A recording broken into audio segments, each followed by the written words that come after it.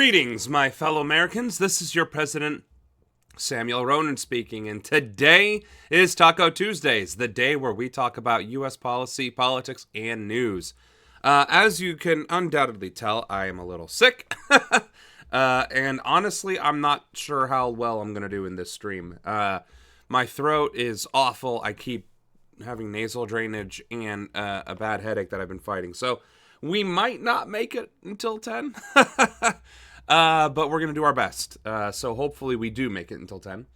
I was trying to wrap up some campaign-related things, and I actually forgot to update our stream title thingy, so I guess I can do that real quick. And we do have an absolute banger of stream this today. Starting with Representative Adelita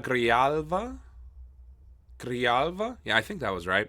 Getting pepper sprayed by ICE after finally getting sworn in. We have all sorts of, deportation, ICE, immigration, craziness, Tom Homan. We also have a bit of the fallout with Nomi Klein, right? That's her name, right? DHS secretary. And of course our boy Luigi, free Luigi, because all of the arresting officers didn't follow the rules at all. So yeah, all sorts of nonsense to cover today, and we will jump right into it. Let me just update our title, and hello Anna, and we will get started. If you hear a little typing, that's just... Watch out. Hey, put it down! Oh, wow, they have... We saw people directly sprayed, members of our press. Wow. Everybody that was I didn't realize they had receipts. My staff member, I thought they were myself, just saying it. I just can only imagine if they're going to treat me like that, how they're treating everybody else.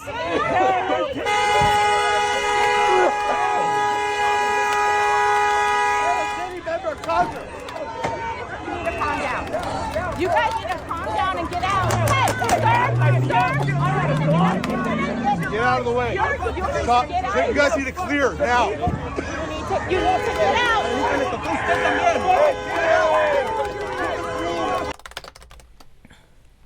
Well, part of the oversight is not obstruction. Okay. So we saw the video, the footage, and this is more of the interview, but I guess we didn't actually see the pepper spraying in that footage, which is weird because you would think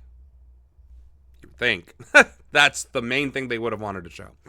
And yeah, Luigi was with me when Brian Thompson was murdered. Yeah, Luigi was with about, I think, 5% of the female population of America, if not the world, when Brian Thompson was murdered. And honestly, some men too. Like, I'm pretty sure about 10% of the global population has staked their claim and are willing to testify under oath that Luigi was with them. And you know what? Me and my boy Luigi were working on programming together. He was teaching me how to program using Unity because he's such a swell guy. What a man! When all this allegedly occurred, so Luigi was with me teaching me how to code through Unity because he is such a stellar human. And so we were on our way to the restaurant.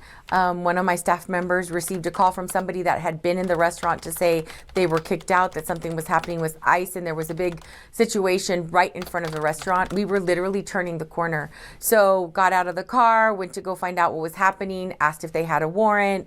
I introduced myself. One of the members said, I don't care who you are, we're trying to get out of here. So one of the things that I was asking people to do was like, okay, well, let's de-escalate this. Let's try to move out of the way so ICE can leave. And that's where you hear me saying, okay, go ahead and go now, because people were moved out of the way. There are other videos on which you can see the can of pepper spray going through. Oh, okay. Is that another? Oh, is this? Maybe it's the other video then. Let's so hear many of those ICE agents, literally except for one, everyone else was very happy to be aggressive. Shooting people directly. We were not.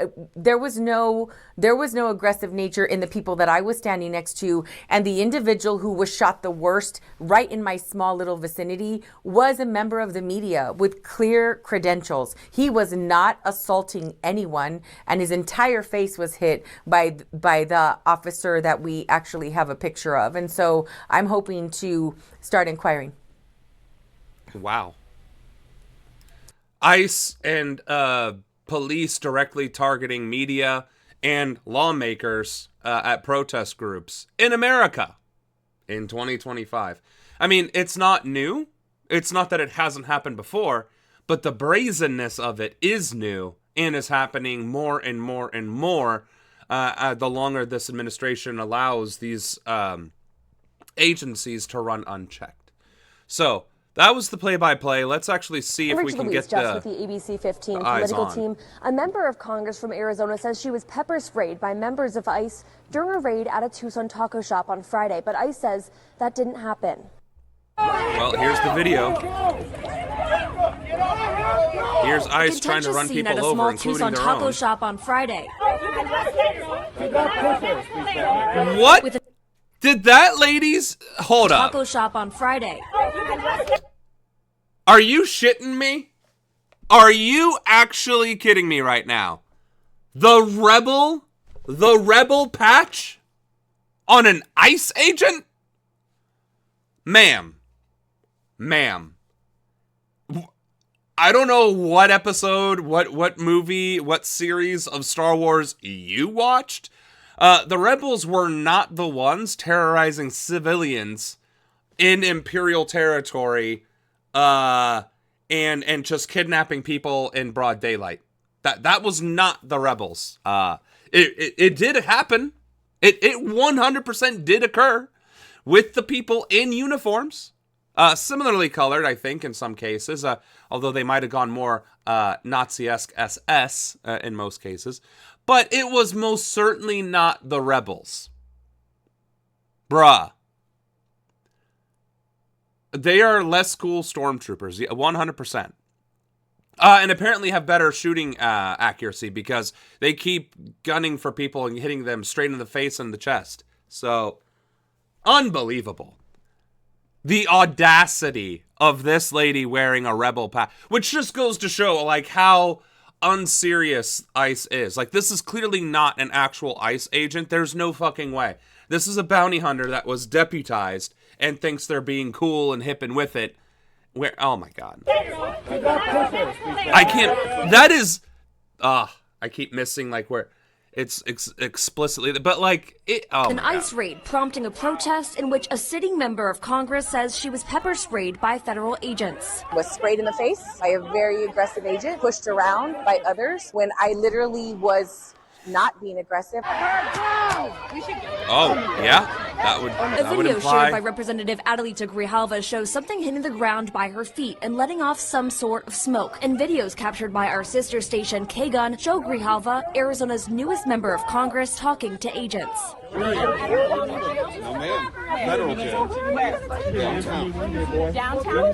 Grijalva says she was asking for clarification about the raid on West Tucson's Taco Hero, a restaurant she says she's a regular at. And that's what they're doing. They're targeting small businesses and people that are helping in our communities in order to try to fill the quota that Trump has given them. Grijalva's up.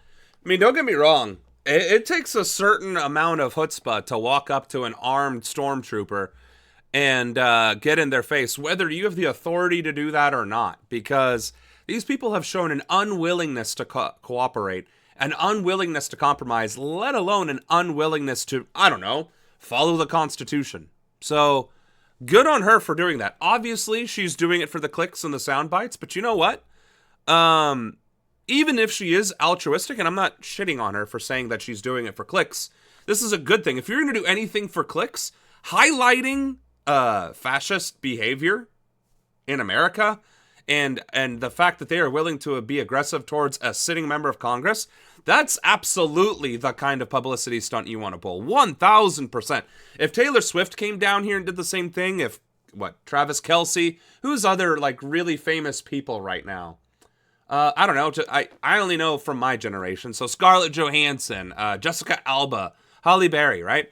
Ben Affleck, which I know he gets a lot of flack. But, you know, if these celebrities would come to these protests and also try and question and put at least the spotlight on these ICE agents and so that there would be no choice but to show the world what's going on. I mean, that could do a whole hell of a lot more than just having mild protests with regular people like you and me who can get shot and arrested without making the news at all. But the more representatives, whether they're Congress, Senate, mayor, councilman, whatever the case may be, that's exactly what we need to see more of. And absolutely, if you're a judge or a lawyer, please let them shoot you so you can sue the Christ out of them. Like, again, resistance, unironically, given the rebel patch that we saw there, resistance takes on many, many, many, many different forms. You can do direct action, you can do passive action, you can do organizing, you can do phone banking, you can do the protests, right? But you can also do direct action in many different ways, right? You can literally get in their way, you can literally fight them in this, that, and the other. Or you can build a platform. You can make sure that your platform is significant enough, or bring somebody whose platform is significant enough to put a spotlight on these activities. They are not gonna do what they do if there is too much pressure on them. They're like cockroaches. Once they see the light, they will fucking scatter. So there are more than one ways to skin this cat, and Adelita is 100% doing one of the things that she absolutely should be doing. Kudos and credit where credit is due. So,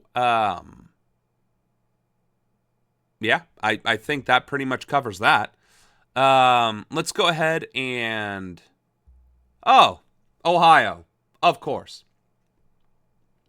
Good grief, I'm showing my age. Well, you know, I'm not very hip and with the modern pop culture.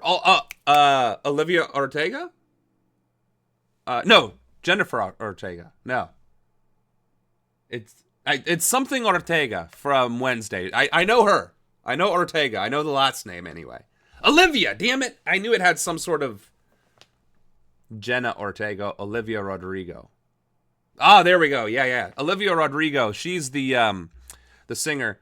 Jenna Ortega. See, I was close with Jennifer. Okay, I was close with Jennifer. But suffice to say, yeah. If either of those two decided to go to an ICE protest, I mean, they have millions upon millions of followers worldwide. Like, again, obviously they don't want to endanger themselves, which is why they're not going to do it. But my point here is, if they would take that risk, ICE would have to think twice about shooting a celebrity with pepper spray. Like, I would think so anyway. We need to get Leia, or we need Leia to get me up to date with pop culture. Yeah, probably, and figuring out what 6'7" and all that means. Okay, so moving on with the stream, and not my lack of pop culture knowledge. Don't invite me to the trivia night on at a bar, I guess.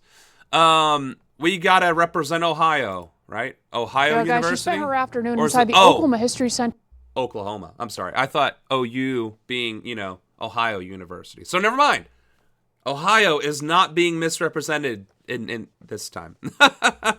So Oklahoma University student with that religious nonsense. Let's hear the story. Behind me, sharing her side of the story, and while Fulnecki continues to gain... no, why... All right, I'm going to stop you right there, ma'am. Why are we giving this person... Like, honestly, okay, how did this even make the news? A student doesn't follow the assignment, but because she quotes the Bible, that's enough to give her a platform and make the national news? Like, so if I get fired from work, can I just go on social media and make a video post crying saying, they fired me because I'm Christian and they wouldn't let me practice my Christian book? Because literally, nothing about cheating or was it cheating? No, it was just not completing the assignment. Nothing about not completing assignment and quoting Christ has anything to do with the Bible. So if we're just going to grift for the sake of grifting, then if I ever get fired from this job, that's exactly what I'm going to do. I'm going to go to the local news. I'm going to do a video. They fired me because of my strong Christian values and beliefs. beliefs in my conservative ideology. All right, Carrie. Support from big names like former State Superintendent Ryan Walters, protesters are getting ready to stand with educators and their grading. University of Oklahoma junior Samantha Fulnecke took to the stage at the original Constitutional Principles Affecting Culture Foundation lunch. So she made it immediately to a speaking spot at a significant conservative think tank. Yikes. Wednesday to share her side of the 0 grade she received on an essay. She believes she received the grade because she cited the Bible. She says yeah, first of all, and I hate to break it to you, but the Bible isn't something you can cite on a paper, right? Because it is neither scientific nor historic.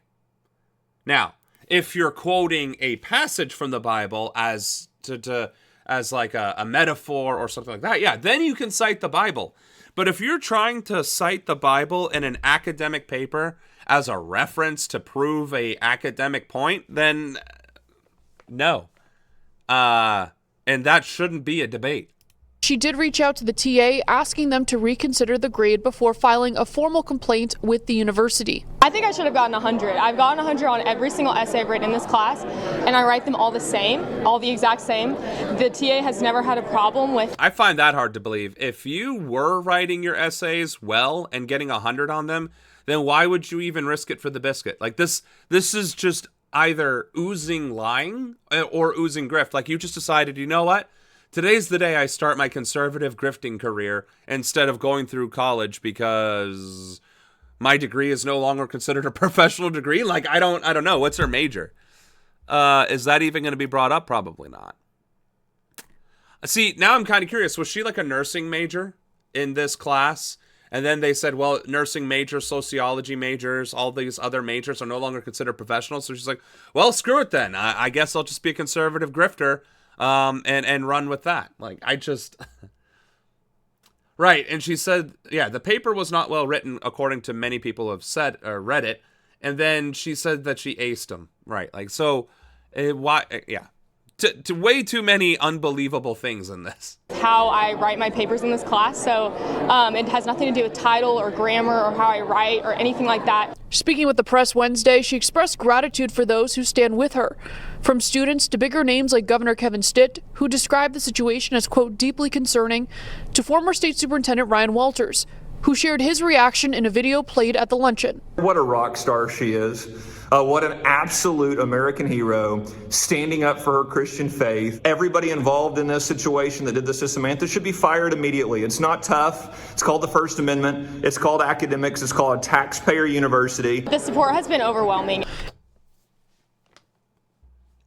Well, if it's her First Amendment right to write about the Bible, then it is 100% the teacher's First Amendment right to fail her for not following the assignment.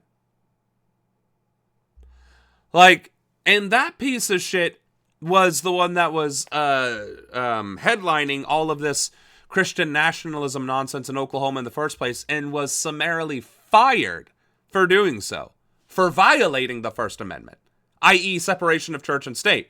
So the man quotes the First Amendment while literally violating the First Amendment. It's insane. What if I want to quote Star Wars as a primary source? Yeah, I mean, I guess if you are in a class and you want to quote Star Wars as a source and they fail you, you can just appeal to the Star Wars community and hope they have your back.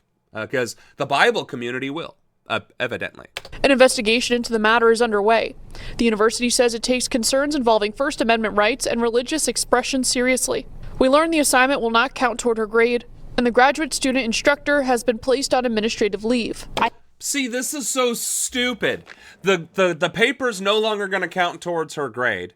The academic instructor, who was a PhD student, is put on administrative leave because of this grifting sociopath. Like, what is wrong with our society where accusations are enough to result in punishment when the accusation has no basis in reality? They discriminated against me because of my faith. No, you didn't follow the assignment. End of discussion.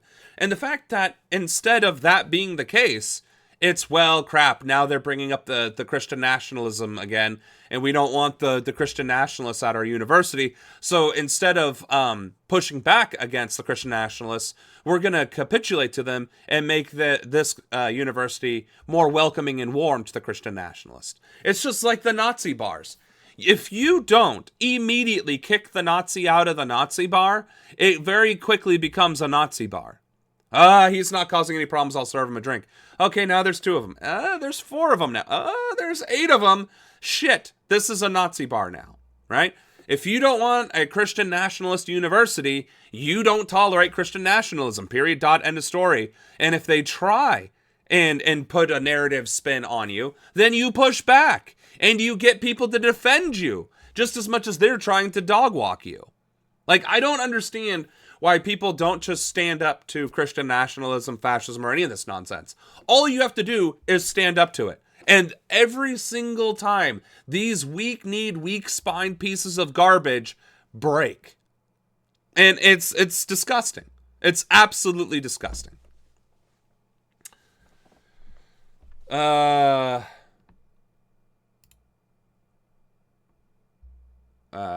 Well, I can't because it's going to make me read it or pay for it in order to read it. So, yep, you're going to need to find one that isn't a paywall. Anyway, so that's, if you can find one that we can read while we're still on this topic, we can cover that real quick. Okay. This one should be Jesus fucking Christ. Okay, well, this article is definitely talking about her. She defended 2 January 6th insurrectionists in court. So this lady has been a conservative grifter for a while. Oh, no, I'm sorry. Her mother has been a conservative grifter for a while, and her daughter, Samantha, is now trying to get involved in it. But it didn't cover the actual essay. I thought we were going to read that, so...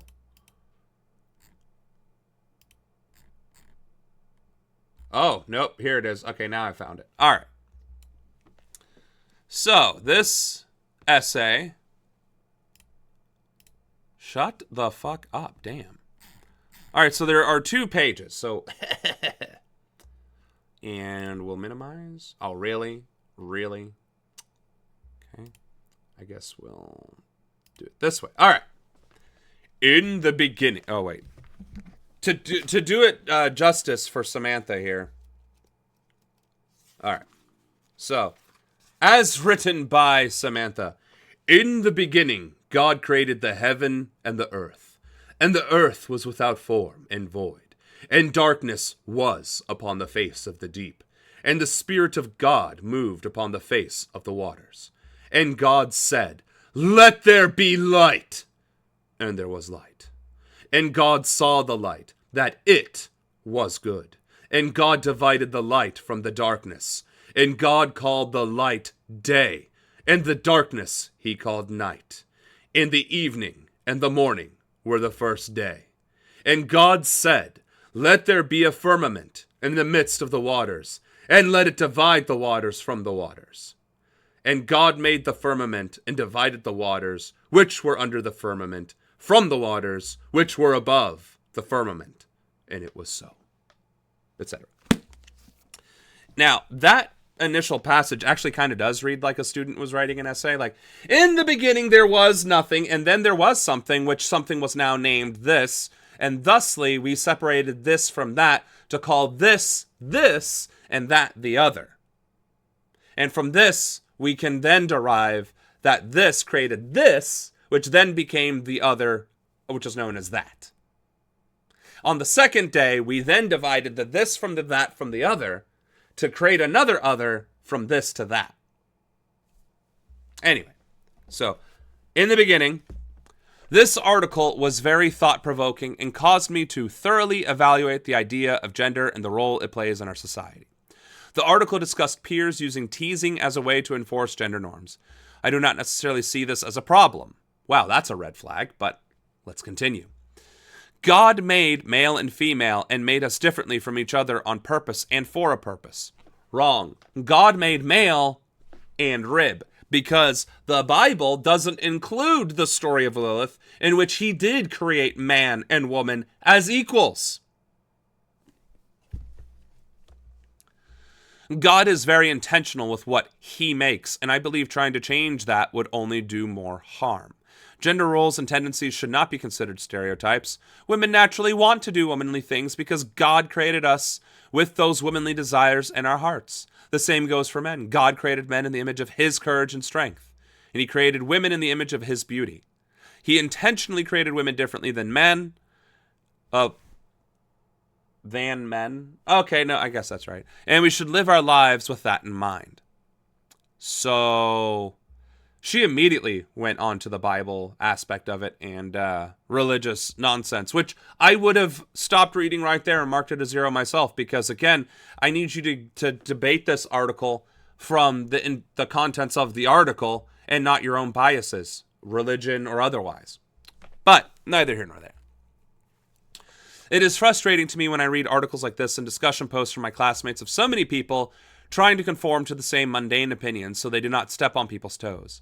I think that is a cowardly and insincere way to live. It is important to use the freedom of speech we have been given in this country, and I personally believe that eliminating gender in our society would be detrimental, as it pulls us farther from God's original plan for humans. Okay, but again, if my God, which, by the way, in the Book of the Fallen, which still derives from Christianity, is the Book of Satan. It's the Satanic Theory, Ethics, and Practices, right? This is the Bible for Satanism, right? The Church of Satan. And Hinduism. And I believe a lot of the pagan religions absolutely adhere to the idea that men and women are equals, have different roles, but aren't necessarily dictated to those rules. That it's the energy, right? The male energy and the feminine energy, the divine masculine and feminine, that truly dictate how the individual themselves acts. And if you want to go even further, most indigenous cultures and beliefs embrace two-spirit, transgenderism, binary, non-binary, autism, and the whole 9 yards, right? So to say that God is the only answer is to deny every other religion and every other culture, which is in direct violation of the First and the 14th Amendment, i.e. no discrimination, i.e. freedom of religion and from religion. And in an academic setting, which I'm assuming this has nothing to do with the class, unless it was a Bible study class, which I don't think it was. Otherwise, this wouldn't have been an absolute 0. Point being, there is really nothing in here so far that has addressed the contents of the article and actually debunked any of the statements made, other than this is my strongly held belief, which is not an argument. It is perfectly normal for kids to follow gender stereotypes because that is how God made us. No, that is a culture and society thing. That is literally a culture and society. If you grew up calling flowers dogs and dogs cats, that wouldn't be because God willed it. It's because in your culture, flowers are dogs and dogs are called cats. So women living and working in the kitchen and raising children versus men raising children and living in the kitchen is purely cultural. Purely cultural. The reason so many girls want to feel womanly and care for others in a motherly way is not because they feel pressure to fit into social norms. It is because God created and chose them to reflect his beauty and his compassion in that way. Wrong. If it was so natural, they wouldn't need to be pressured in the first place. If it was so natural for women to be submissive, then women would be submissive and wouldn't need to be told and convinced and threatened to be submissive every single minute of every single day from every single corner of society, propaganda, news, and media. It is because God created and chose them to reflect his beauty and his compassion in that way. In Genesis, God says that it is not good for man to be alone, so he created a helper for man, which is also false, because again, the book of, well, I don't know if it's the book of Lilith, but Genesis originally included Lilith. Again, equals. Equals. Many people assume the word helper in this context is to be condescending and offensive to women. However, the original word in Hebrew is ezer kenegdo, and that directly translates to helper equal to. Okay. Additionally, God describes himself in the Bible using ezer kenegdo, or helper, and he describes his Holy Spirit as our helper as well. This shows the importance God places on the role of the helper. God does not view women as less significant than men, which was the teachings of Christ, but also irrelevant to this point. He created us with such intentionality and care, such intentionally, that's wrong, and he made women in his image of being a helper and in the image of his beauty. If leading into that role means I am following gender roles, then I'm happy to be following a stereotype that aligns with the gifts and abilities God gave me as a woman.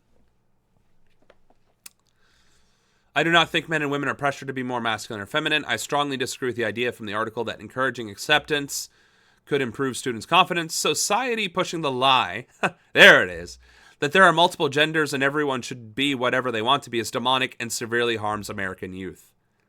I mean, there's no evidence to corroborate that whatsoever. If anything, conforming to a lack of your gender identity or whatever other identity that you have, or you're, having that awareness that you are ADHD and autistic, that denial of self is actually what causes harm, to include the impression of PTSD in children. The damage that it does to the mind and the psyche to children to not be treated as the ADHD, the autistic, or their gender identity that they are, is the equivalent of soldiers experiencing PTSD from combat. So that is unequivocally false and can be disproven by any number of citable sources. However, pushing the lie that everyone has their own truth and everyone can do whatever they want and be whoever they want is not biblical whatsoever. The Bible says that our lives are not our own, but that our lives and bodies belong to the Lord for his glory. Well, see, that's just creepy then. So we don't have free will. You're arguing against free will. So you're arguing for body, mind, social, and culture control, which is, again, against the First Amendment. It's also against the 4th, 5th, and 6th, but, I live my life based on this truth and firmly believe that there would be less gender issues and insecurities in children if they were raised knowing that they do not belong to themselves, but they belong to the Lord. Well, we tried that for about 1,500 years, and it was called the Dark Ages. Overall, reading articles such as this one encourage me to one day raise my children knowing that they have a heavenly Father who loves them and cherishes them deeply, and that having their identity firmly rooted in who he is will give them the satisfaction and acceptance that the world can never provide for them. Just on that sentence alone, there was a couple missing commas, and it was a significant run-on, and some major grammatical errors. And if she was really, truly getting hundreds on her writing with this kind of writing style, my prayer for the world, and specifically for American society and youth, is that they would not believe the lies being spread from Satan that make them believe they are better off as another gender than what God made them. I pray that they feel God's love and acceptance as who he originally created them to be. Yeah. So, again, if the report that you needed to write was a argumentative paper supporting or debunking the claims made in the article, quoting the Bible and regurgitating alt-right Christian nationalist rhetoric ain't it. Because even if you were going to use your strongly held beliefs, right, then use it as your strongly personal experiences, right? Your strongly held personal beliefs through personal experience, right? But to just quote the Bible and say that the Bible dictates things and not society, I mean, that's wrong. That is literally incorrect. That is a fabrication of reality and of truth. So there are multiple studies that have cited the unequivocal reality that society and culture is what actually drives societal norms. And that identity, again, is the best thing that a child can come to terms with for themselves to maintain their own sense of self and their own self-identity. And to challenge that and push against it can cause irreparable harm. So not only was this poorly written, it also failed the simple basis of being able to prove or disprove a point. All this did was regurgitate religious beliefs, which aren't even universal Christian beliefs. They're very bigoted, conservative Christian beliefs. So, all of that to say, I feel like we wasted more time on that than was necessary, but sometimes you just gotta shut people down. Actually, she didn't even cite the Bible. That's the problem. She didn't cite the Bible. She just referred to the Bible. A citation would have been Bible, or it would have been like page whatever, Bible, and then whichever version she used of the Bible, like print date. So this one in particular was printed in... Oh, really? We don't have a... Oh, it just goes straight into the Bible. Oh, 1978. Or 1988 edition, I guess. Copyright in 1978. So I would have to do... It would probably be like... For instance, I'd have to do page 1, Bible, comma, 1988 in order to cite the Bible, if that's what I was going to do.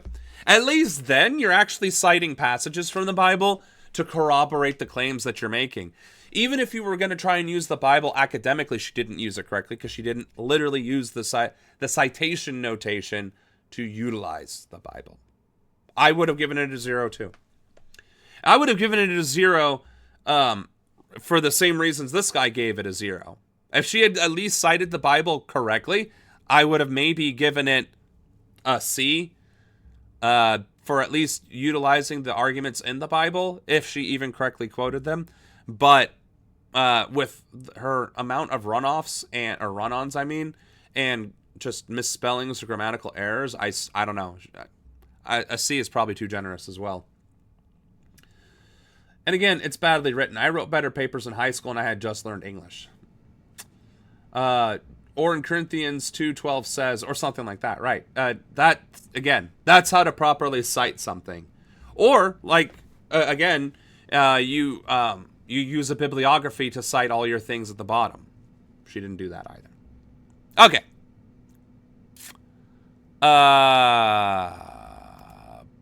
Get away from my what do we house. got going on here? The civil rights lawyer. He was arrested for allegedly threatening to shoot police officers while they were at his home the previous night.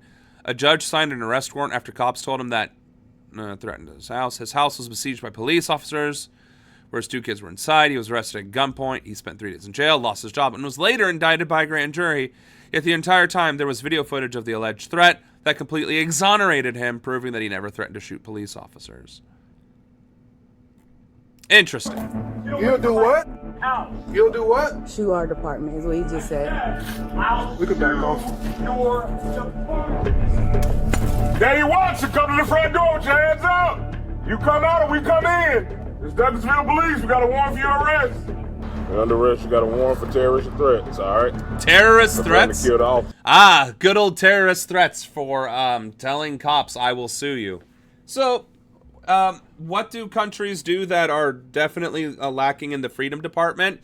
They arrest citizens for dissent. And what greater dissent is there than threatening to sue law enforcement? Hola, Avery. Thank you for making it to the stream. You've joined us at the police corruption stage of the stream. This is last night. Oh, okay. I really did that? You got that on video? This is Daniel Walton. He was arrested for allegedly threatening to shoot police officers. Daniel Walton was like, oh, really? Okay, come get it, son. And then found out how corrupt the criminal justice system was for a while there. While they were at his home the previous night. You have no warrant? I don't need a warrant to talk to you. So you have no warrant. Get away from my house. A judge signed an arrest warrant after cops told him that Daniel, quote, threatened to shoot the police. See, and that's the thing. A cop told a judge that they threatened to shoot him, and they had body cam footage. So why the hell wouldn't the judge pull the body cam footage to corroborate the statement? Why is that not the process? If that is the process, then what footage did the judge see that made him think, oh, he said shoot instead of sue? Yep, I heard that too. Yep, let's go. Like, are you fucking serious? I don't get...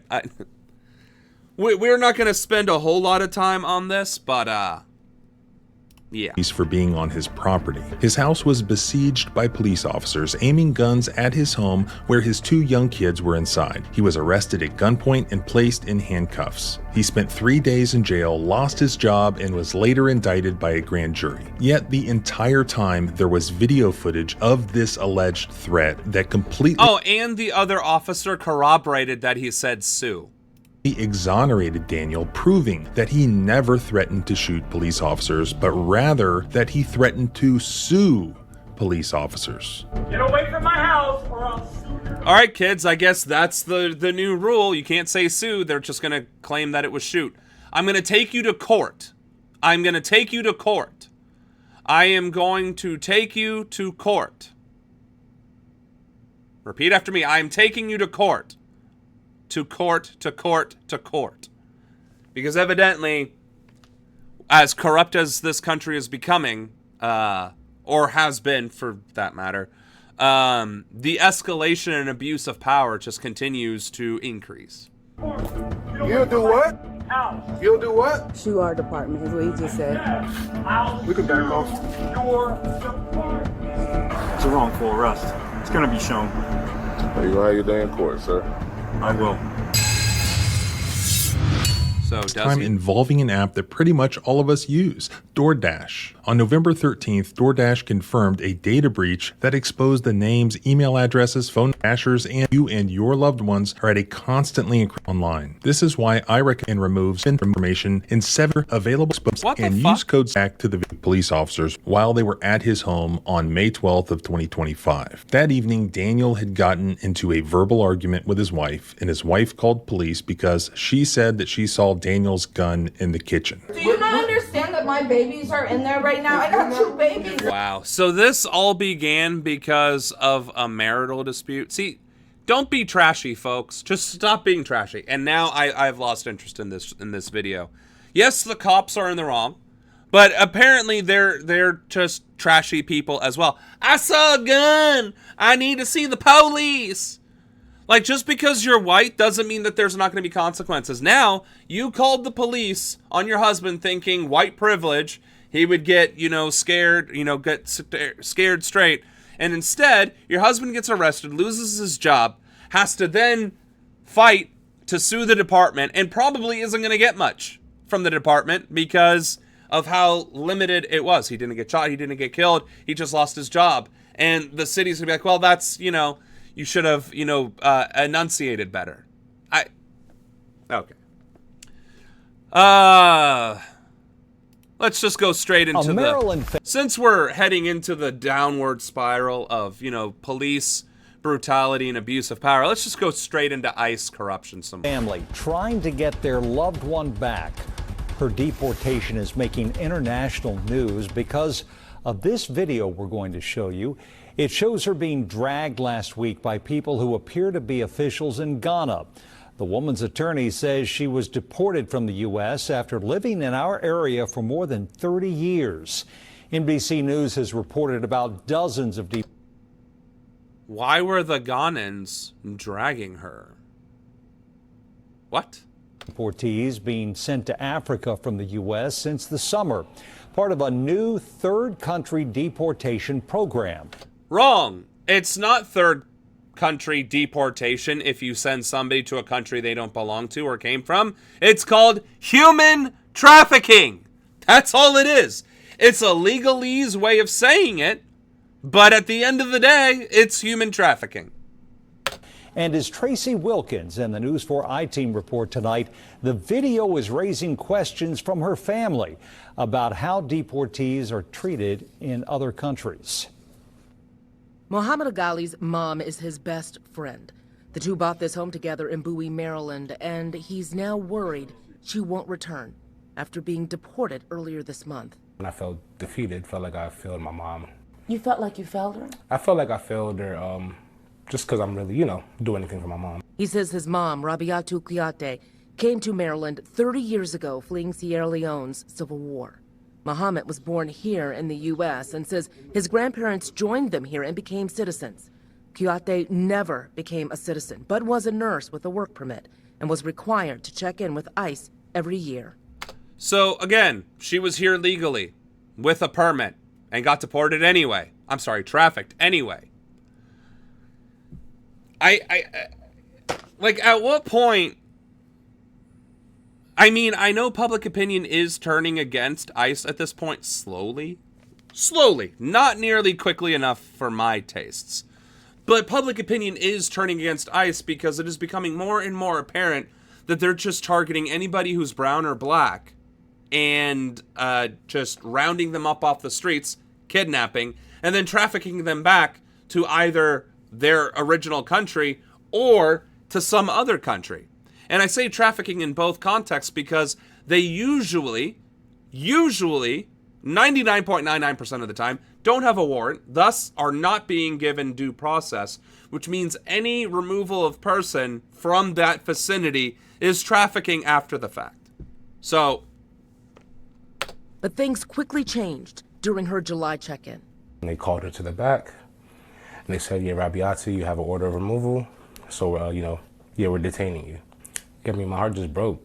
Did you think that she would see your mother again when they took her that day? Yes, I was optimistic, I was hoping I'd be able to, see what we could do about getting her released that day. But he would not see her face-to-face again.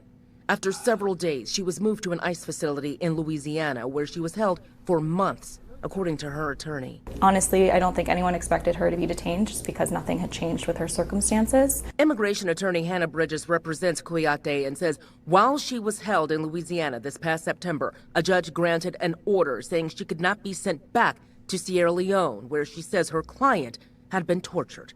Bridges says the U.S. immediately began exploring other countries to send her to, which she also tried to fight in court with requests for hearings. Those requests went unacknowledged. Are you concerned that her civil rights were violated during this process? Absolutely. How so? She should have been given notice and an opportunity to seek protection from removal to a third country. And the government had multiple opportunities to do this. Bridges says earlier this month. And that's the bigger argument. That's the bigger point. That is the thing that should be making the news, and it is in this case, is the fact that, okay, she had a perfectly valid work visa, and then it was arbitrarily denied for no reason whatsoever. Then she was imprisoned like a criminal, which she wasn't up until that point where the government made her a criminal. She couldn't go back to Sierra Leone because she was tortured there before. And instead of just dropping the issue at that point, they try and find another country to send her to because clearly this nurse, during a nursing shortage crisis, is not helping our country in any sort of form or fashion, right? She is not a productive member of society. On top of that, the judges could have granted her requests, acknowledged her requests, but instead, they aren't. And we already discussed in a previous stream that over 20% of all immigration judges have quit or resigned? 20% have quit or resigned. And that number is only going to increase until there's a more consolidated mass of immigration judges whose sole purpose in existence is to racially profile and discriminatorily remove brown people from this country, which is the exact opposite intent of what immigration is there for. Immigration is supposed to create a pathway to legal status in this country. It is supposed to encourage people to want to come to this country, to work here and to live here, through whatever status they can acquire, ideally as a citizen. But evidently, that doesn't matter to them either, because we have profiled, kidnapped, and attempted to traffic American citizens as well. And we've actually succeeded in trafficking citizens out of this country to a third country, including El Salvador, where hopefully they are still alive or have been returned since then. But there's no stories about that because obviously that would be a huge, huge scandal in this administration. But at the same time, it seems like there is no scandal too big for this administration that they can't weather, which I also don't understand. Any number of these things, these scandals specifically, the Venezuela stuff, Elon Musk, the violating the emoluments clause, like any number of these things should have been enough to end the administration, and yet they just keep piling it on. So the question is, like, at what point is too much corruption too much? So, month Kouyaté was flown from the U.S. to Ghana, a country she's never been to before. Hi, Mom. Mohammed called his mother in Africa while we were with him. She says her wrists and ankles are swollen from being shackled for the 10-hour flight. She said some others had it even worse. There was another guy on the floor. That guy, they trained him from the head down to the feet. They said, if you don't cooperate with us, that's how we're going to tie you. Kouyaté told the I-Team she and other deportees were sent to a hotel in Ghana. She says she was there for 6 days before this happened. A bus arrived to take her to Sierra Leone, even though an American judge ordered she could not be sent there. Her attorney says she was ultimately sent there anyway, although she resisted. That's when they dragged me, so they bumped the back of my head. The I-Team obtained multiple videos of the dragging that were sent to her family. Kouyaté believes the people in the green uniforms worked for Ghana's government. These are pictures of some of the injuries she says she sustained after the dragging. The video went viral overseas, and several media outlets in West Africa reported that the Sierra Leone High Commission, which is like its embassy in Ghana, said it's aware of the incident and will investigate. We asked the Ministry of the Interior for Ghana about it.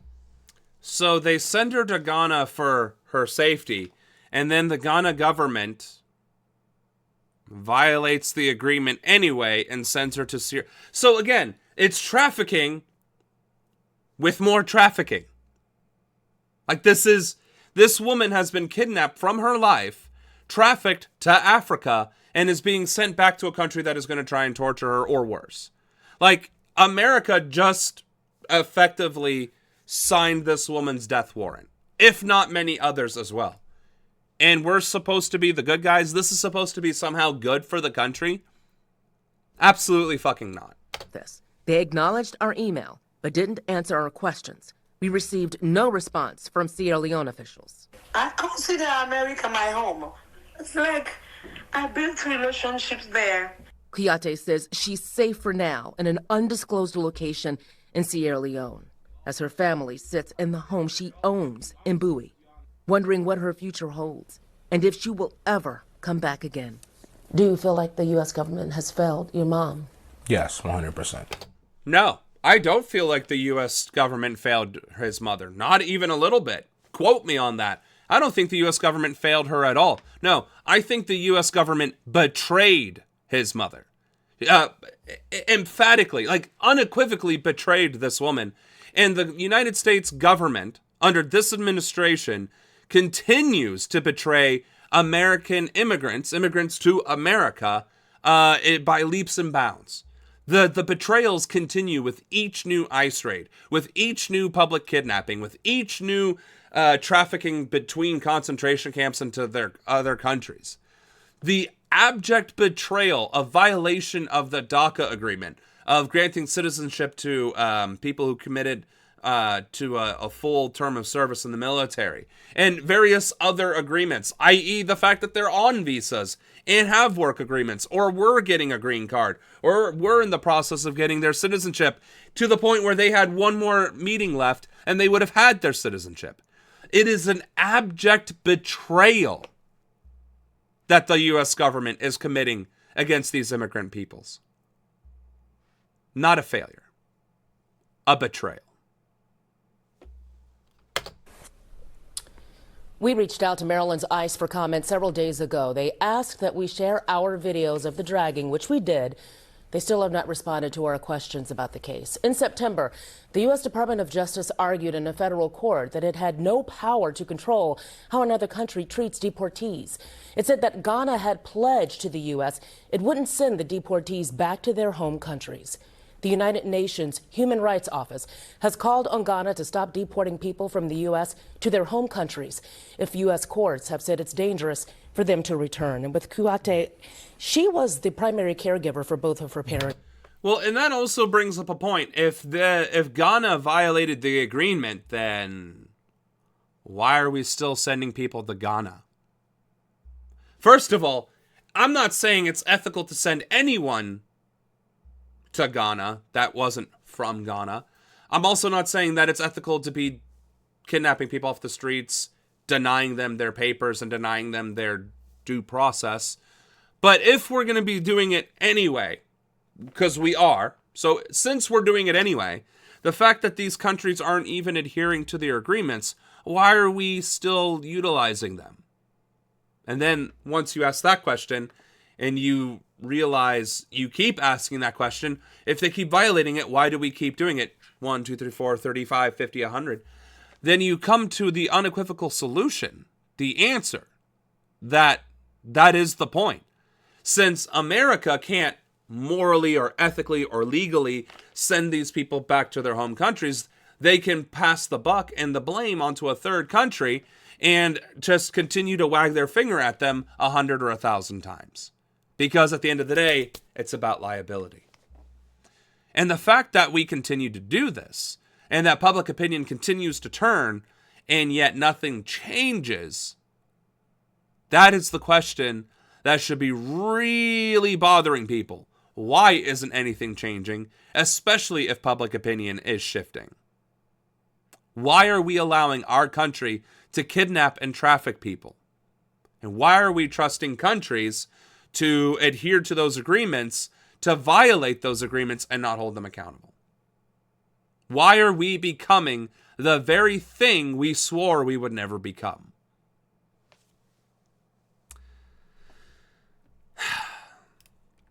Oh, look, right here. Instead of passing that final... The very next video. Immigrants turned away at citizenship ceremony amid federal crackdown. Citizenship hurdle. Citizenship ceremony. Meaning they had gone through the whole process and they were about to be card-carrying members of the USA. On a journey that takes years, multiple interviews, background checks. Some people will pulled out of line based on their country of origin, according to exclusive, terrific reporting from GBH News. At naturalization events across the country in accordance with a new Trump executive order, all immigration options for people from 19 specific countries are being halted. GBH reporter Sarah Betancourt broke the story. She joins us now on Zoom alongside Gail Breslow, Executive Director of Project Citizenship, which works with immigrants seeking naturalization. Also, arbitrarily denying citizenship to people from a specific country of origin, that is in violation of the 14th Amendment. That is 1,000% discrimination. To become American citizens. Sarah, Gail, thanks so much for joining us. Really appreciate it. Thanks for having us on. You know, before we get into the details of this unbelievably horrible and cruel story at Faneuil Hall, Gail, a lot of people may not be familiar with your organization. Tell us specifically, what do you do? Citizenship has a singular mission. It's a nonprofit organization that provides free legal services to lawful permanent residents, so green card holders. Who was this? I guess I missed that. It's a non. Gail, a lot of people may not be familiar with your organization. Okay, so it's Gail. Okay. Tell us specifically, what do you do? Citizenship has a singular mission. It's a nonprofit organization that provides free legal services to lawful permanent residents, so green card holders, who are interested in pursuing their eligibility for citizenship. We serve throughout the process from Okay, so that beginning to wasn't end. me. As you mentioned, it's a long and arduous process. We serve as the attorney of record for all of our clients and advise them along the way in terms of their eligibility and how to proceed and what documents they need to gather, and preparing them for that very special day when they take the oath of allegiance to the United States of America, which our clients and others were slated to do last week. So before we get to Sarah and the details of that story, one last thing with you, Gail. Following the shooting of the two National Guards people from West Virginia, one of whom died and one of whom is recovering, from what I understand, Trump changed the rules of asylum, the rules of applying for citizenship from 19 countries. Can you give us a brief summary of what's different from what was prior to those shootings? Yeah, well, after the tragedy, the horrific shootings, indeed, the Trump administration used that opportunity to essentially pause all immigration services, naturalization, including naturalization for individuals from 19 so-called travel ban countries. That includes not only Afghanistan, but Venezuela, Haiti, Somalia, Eritrea. I mean, it's a list of 19 random countries that they've singled out. And no asylum hearings at all, right? Is that correct? Regardless. That's correct. Okay. Everything is paused. Okay. Yeah. Up to and including, so we had, many clients who received notification that either their interview with USCIS, which is, the final stage of vetting, or literally their oath ceremony was canceled. And as you suggested, when someone is there for their naturalization ceremony, they've already been approved for citizenship. I mean, this is one step away from denaturalizing people who have already become citizens. I mean, when you go for your oath ceremony, your naturalization certificate is already printed out for you, and you're there literally to raise your hand and swear allegiance to this country, and then experience the joy and celebration and pride of everyone who's in that room. You have already been fully vetted. You've been background checked, you've been fingerprinted, you've had your knowledge of U.S. civics tested, you've had your knowledge. Yeah, you've gone through the whole kit and caboodle, including a civics test. I know people who have gone through this, and it's a big process. It's a lengthy process.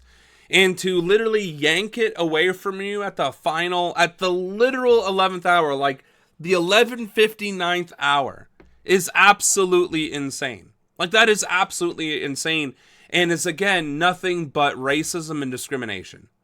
Like, there is no justified purpose to do that other than cruelty, punishment, malevolence. Of the English language tested. And so it is, just the final step in what has been a very long process. Sarah, I've got a lot of questions about the way that these apprehensions were effectuated, but start first by telling people exactly what happened here.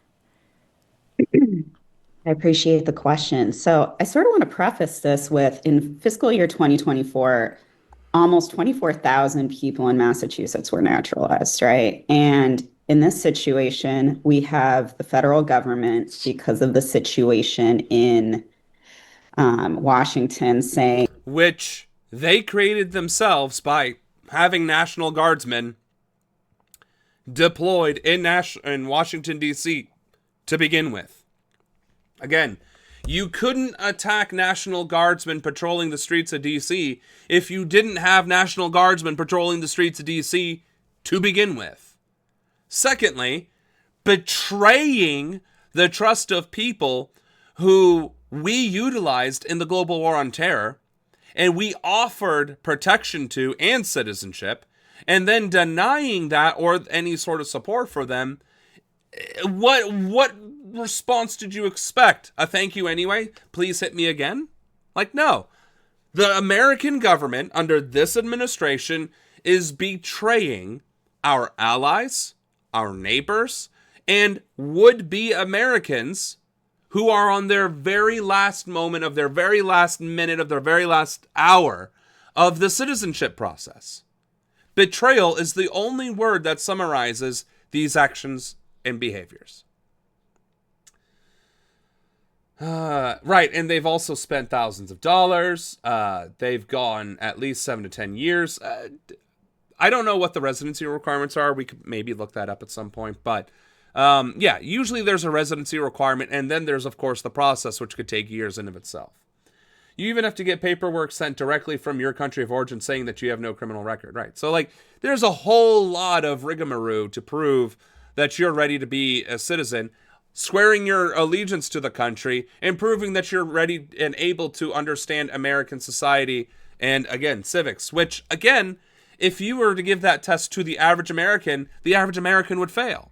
So these immigrants, these foreigners, are more American than Americans because they don't take their citizenship for granted. Americans do.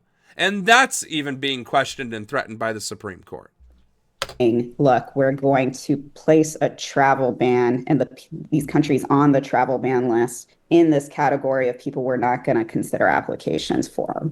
So we had a group of people, according to Gail and others, who were at Faneuil Hall for that final step of being naturalized, that were in line and were asked, what is your country of origin? And based off of the administration's decisions on that, decided you're not able to proceed further. And this is inside Faneuil Hall.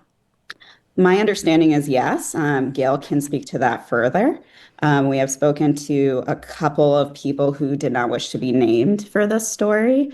But I do have it on good authority that MIRA, for instance, MIRA Coalition that works with so many immigrant advocacy organizations, had 4 clients that were pulled out of that line on Thursday. And again, blatant discrimination. What's your country of origin? You're no longer eligible. Like, again, you're black, you're no longer eligible. You're brown, you're no longer eligible. You're Middle Eastern, you're no longer eligible. We only want white people from white countries to come to America and become immigrants or citizens. Like, again, violates the 14th Amendment. And again, they've already gone through the vetting process. I could understand if we had just gone to war and these were brand new applicants, maybe you'd want to turn away the application. But these are people who have gone through the entire process and are known to not be associated with any sort of enemy military or enemy organization. And you're going to betray them at the last possible second. Why the fuck, though? That is 1,000% correct, and thank you for the follow. That's the question I've been asking. I mean, they can justify it however they want. Well, it's because of the this, that, and the other. But the reality is, it's a betrayal. These people were literally willing to swear an oath of allegiance to the country, and that country then turns around and betrays them before they get the chance. That's like, I swear to protect and defend the Constitution, and I do my whole spiel for enlistment, and then they take my contract and rip it up. Or, right when I'm eligible for re-enlistment, they say, hey, Airman Ronan, Sergeant Ronan, hey, you can enlist. And then I show up to re-enlist, and they're like, on second thought, get the fuck out of my Air Force. Get the fuck out of my Army, Marines, Navy, or Coast Guard. Like, it is the same level of betrayal. And then the justification, oh, you're brown. You're from Ohio. Sorry. We don't want Ohioans in our military anymore, so get the fuck out. You're not re-enlisting.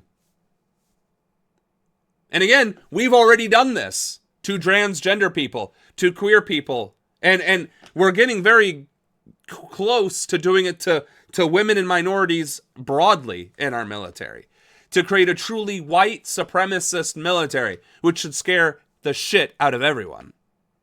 But we've already whitewashed history. We've already erased non-white people from our military history, and we've already started kicking non-desired people from our military. So now we're taking that discrimination on the immigration standpoint, which obviously we've been doing that a little bit longer, and it just goes to show, like, this administration does not give a damn about the country. It gives a damn about white supremacy and nationalism.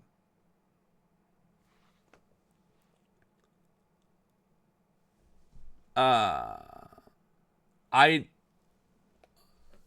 a lot of shit. I don't know. Was that a typo?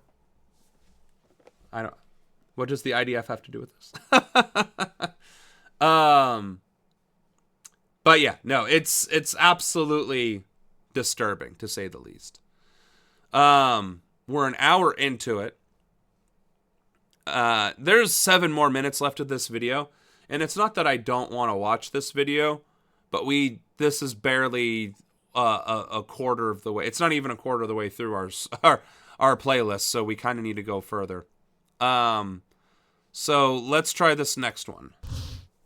This comes as the creator of an ICE tracking app, which was pulled from Apple's App Store under pressure by the Trump administration, has just filed a new lawsuit today, claiming comments like this show the Trump administration suppressed his First Amendment rights.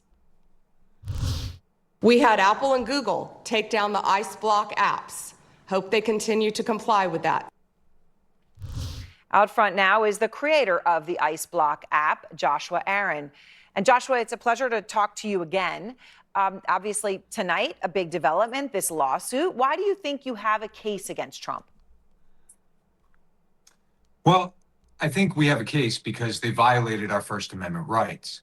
If we look back in 1963, there was a Supreme Court case called Bantam Books v. Sullivan, where they defined jawboning as unconstitutional government coercion to suppress speech. And they established that jawboning is in fact a violation of the First Amendment. And so what AG Pam Bondi and this administration did to us was in fact jawboning. And so, it kind of makes me think... Is he saying job owning or jaw boning?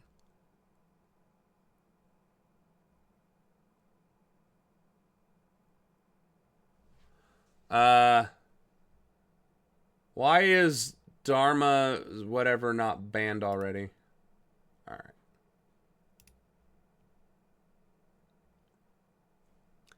Think about my favorite quote from Ben Franklin. When he was asked what type of government the delegates had created, his response was, "A republic if you can keep it." And his point was that the survival of our democratic republic is not guaranteed. In fact, quite the opposite. It requires an active and informed citizenry. And a lesson we should all take from that is that when we see our federal government or government in general doing something wrong, it's our duty as citizens to stand up and hold them accountable. And that's exactly what we're doing here. He's 100% correct. Democracy only survives if people participate in it and hold their governments accountable. What we're seeing today is decades of complacency and non-participation in government and lack of accountability towards government. And it's not that we can't change it tomorrow or tonight even. The night is still young. We could change it tomorrow. If all 270 million voting age Americans got up right now, this very second. So it's 8 p.m. now. It's 9 p.m. on the East Coast, I believe. Or are they 2 hours ahead of us? I think they're only an hour ahead of us. Anyway, and then 3 hours behind in California, so it's 5 p.m. So between 5 p.m. and 10 p.m., right? The night is still young, even for a work night. We could all get up, walk out into the street, and refuse to comply with our government. We could demand change. We could demand that this entire administration resign tomorrow, and everybody that's currently elected resign tomorrow and hold special elections. And the holding pattern would be current budgets and fiscal activities will remain in place for the duration of those special elections. We can do that right now. We can do that right now.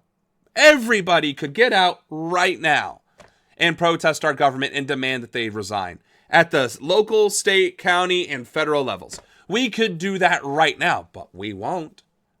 We ain't. Because we don't believe in it as a country, as a society, as a community. We don't believe that we have that ability. We truly do not believe we have the means to do so. Or that if we do that, it wouldn't be without repercussions that would reflect poorly upon ourselves, right? Being fired, being arrested, losing your jobs, losing your house, losing your livelihoods, right? That's the fear. Instead of civic duty, we have been replaced with fear of repercussions from the private sector and government.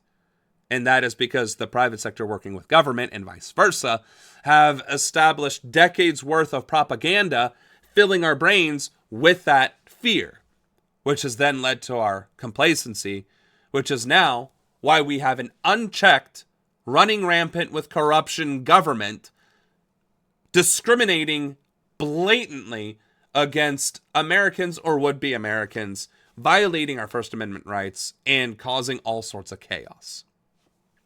Okay, so our Outfront legal analyst, Ryan Goodman, was looking at your case, and he says, look, he thinks you've got a shot with this lawsuit at success. He did warn, though, and I just wanted to read what he wrote, Joshua. He said, a lot may turn on whether the DOJ can show that Apple removed the app based on the company's internal standards of safety.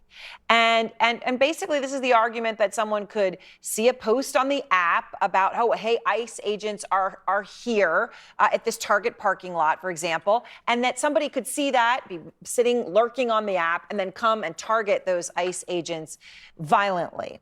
How will you make the case? What? First of all, that hasn't happened. There have not been any violent altercations with ICE that ICE didn't initiate.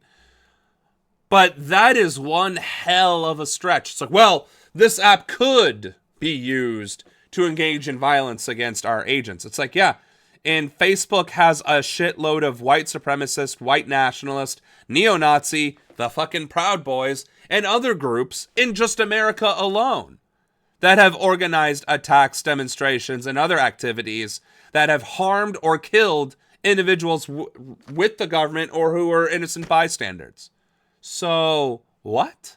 And again, almost every active shooter in their manifesto gets uploaded to YouTube.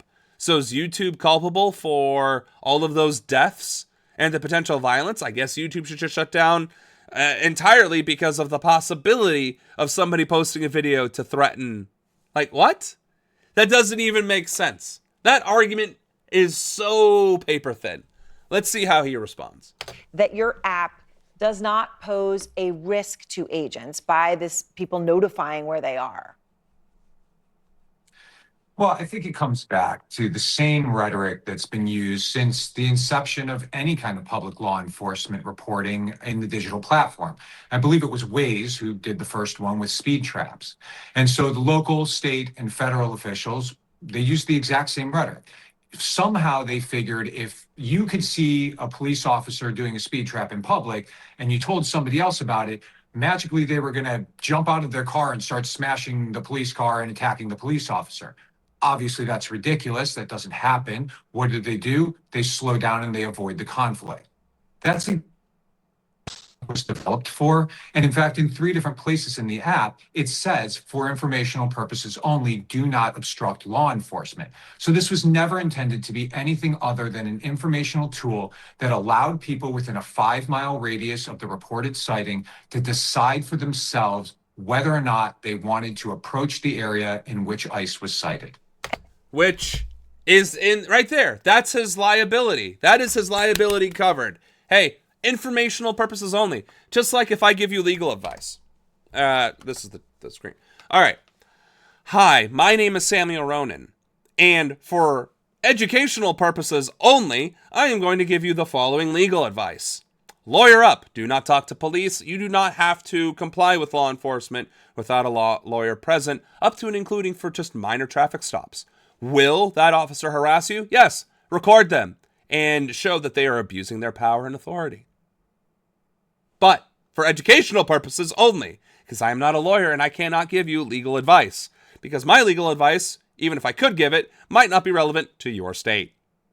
And you know what? Right there, that clip alone would absolve me of any culpability. Well, Samuel Ronan, who isn't a lawyer, said that I could do this. And see, here's the video. Yeah, and Samuel Ronan also said for educational purposes only. at the beginning and the end. Liability. So the fact that the State Department is trying to use that argument, and he even stated that law enforcement did the same thing for when these apps started adding speed traps to their navigation tools. It's like, well, they're going to just start assaulting officers. Buddy, I don't know what delusional reality you live in, but if people thought it was okay to hunt the police for sport, they would already be doing that. Because if we're going on terms of unpopularity, like just deeply unpopular, it's the government followed by police. The government followed by police. Notice how my hand didn't really move? It's because I can't move it one molecule, one atom length. I can't do it. I'm not that talented. People hate government and people hate the police. People who say they don't hate the police think the police are there to protect and defend them until they find out the hard way when calling upon the police that they don't give a shit about them. And then they join the rest of us that hate the police. So, no. If society thought they could get away with murdering law enforcement of any capacity, federal, state, or local, society would already be doing that. But again, society is afraid of conflict with law enforcement of any level because, well, we have seen repeatedly that law enforcement will murder you and then cover it up and then get away with it unless it goes viral. 99% of the time, they will simply kill you and be done with it. And they will lie to a judge without ever showing body cam footage. So unless you have a lawyer who can compel the law enforcement agency to provide the body cam footage, and again, compel, because the discovery process, we want to see body cam footage. We don't have it. Okay, well, I'm compelling you. Well, I'm not gonna. Right? You need a lawyer that's shit hot enough to be like, no, I'm going to now sue the department for losing footage and have this case dismissed outright, or ruled in my favor for tampering with evidence or falsifying testimony or conspiracy to do those things. And all of a sudden they'll be like, oh, wait, yeah, actually here it is. Right? So my point in all this is corruption and collusion is the standard operating procedure for government and law enforcement agencies. And we need to, as a society, break away from the illusion that they serve and protect anyone or anything other than themselves or their own interests. And just to be clear, and correct me if I'm wrong, but that actually was a point. It's very important at this point that you had to be within a few miles, actually, you know, your phone GPS location of where the ICE agents were to actually see the notification, and the notification would disappear after just a few hours, correct? That's exactly right, yes. Anybody within a 5-mile radius of a reported sighting would receive a notification, and that notification would be automatically removed in 4 hours' time because odds are that ICE wouldn't be there anymore and we didn't want to continually scare people or have them avoid a business, for example. And look at that. He's even giving a pro-capitalist answer.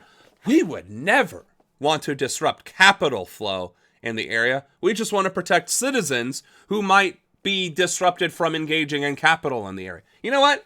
Honestly, as shitty of an argument as that is, and horrific way to justify the app of protecting people's lives and freedom and due process and all these other things, if that's what it takes, tying it into capital, it's like, well, I don't want to hurt businesses, and businesses are going to hurt if, you know, ICE is in the area and people aren't feeling secure enough to travel freely, which is also guaranteed in the Constitution. I'll take it. I'll take that argument.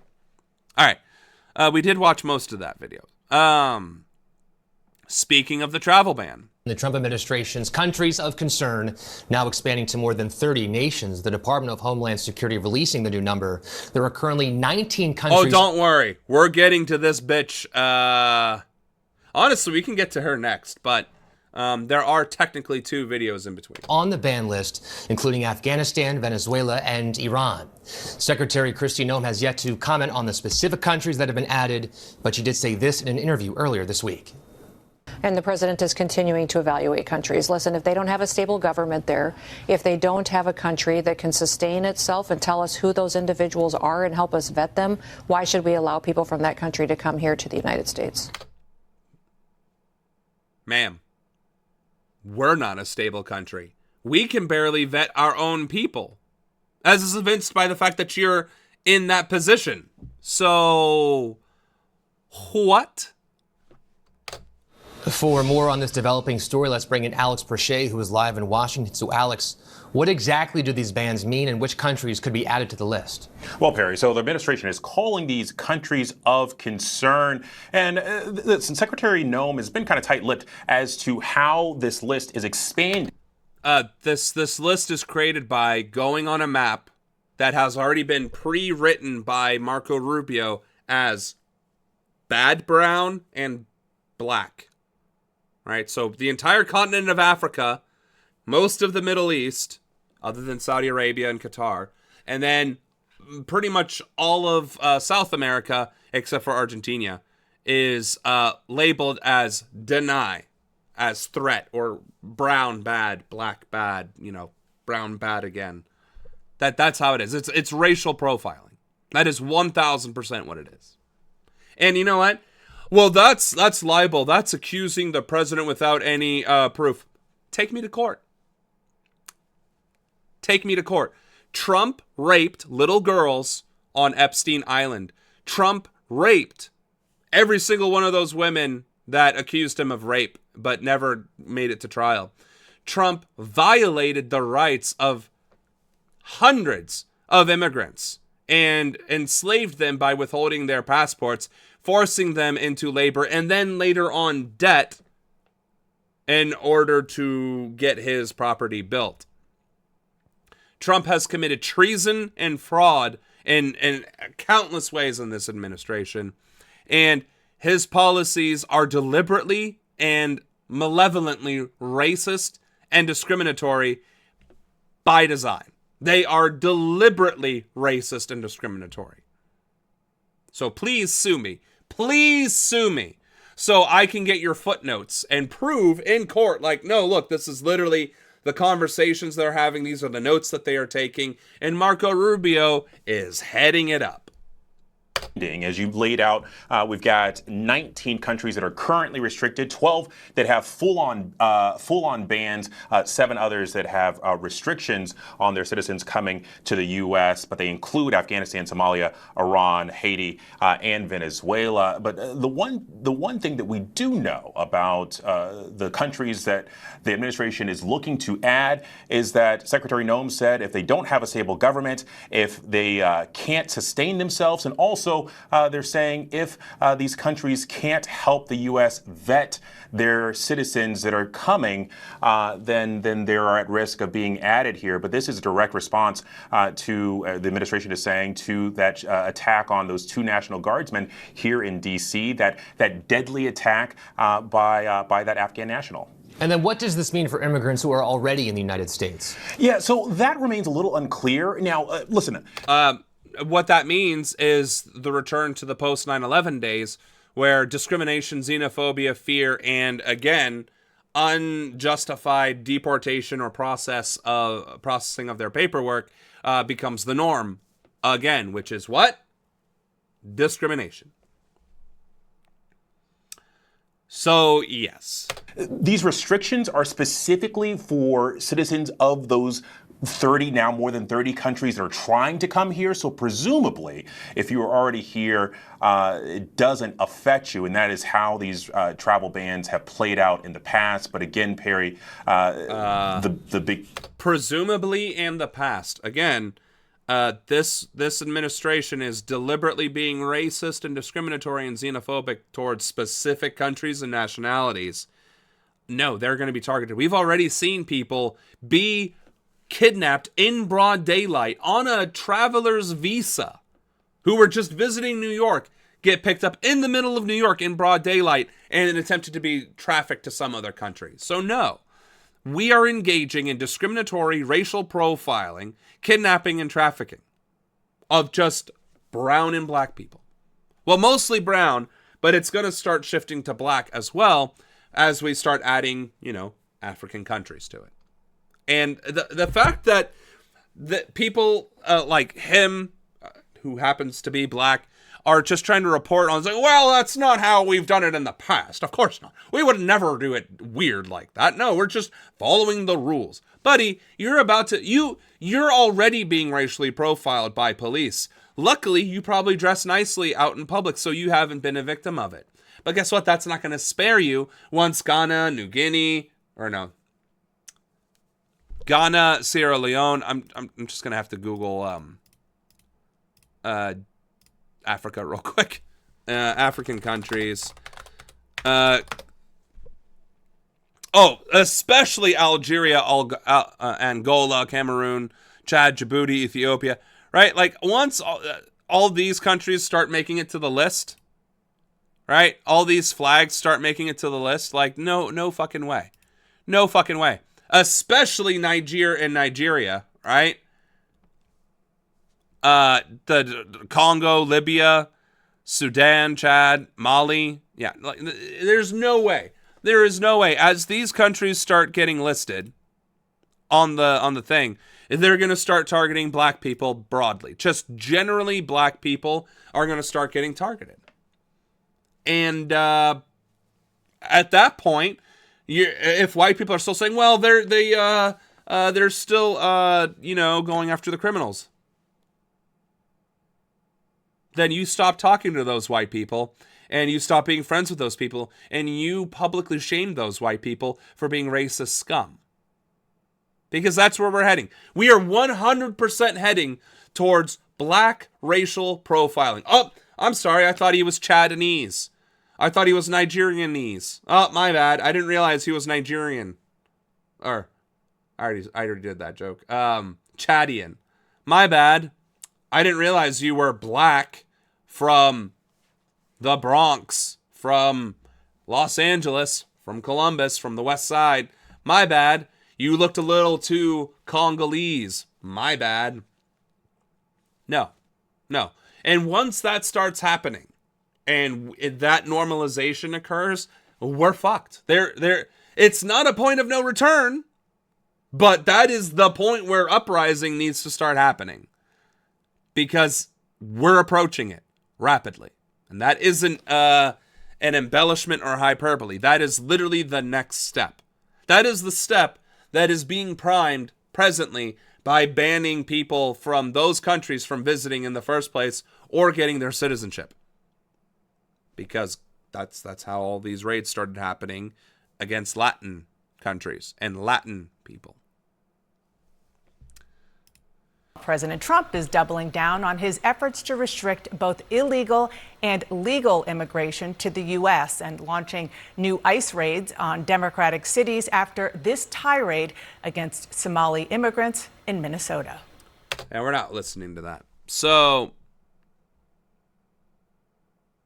honestly, I'm going to leave it at that because I don't want to keep platforming white supremacy. Trump racistly goes after especially Somali Americans, and especially a Somali representative, Ian Omar, which then resulted in protests and death threats against her and the Somali people.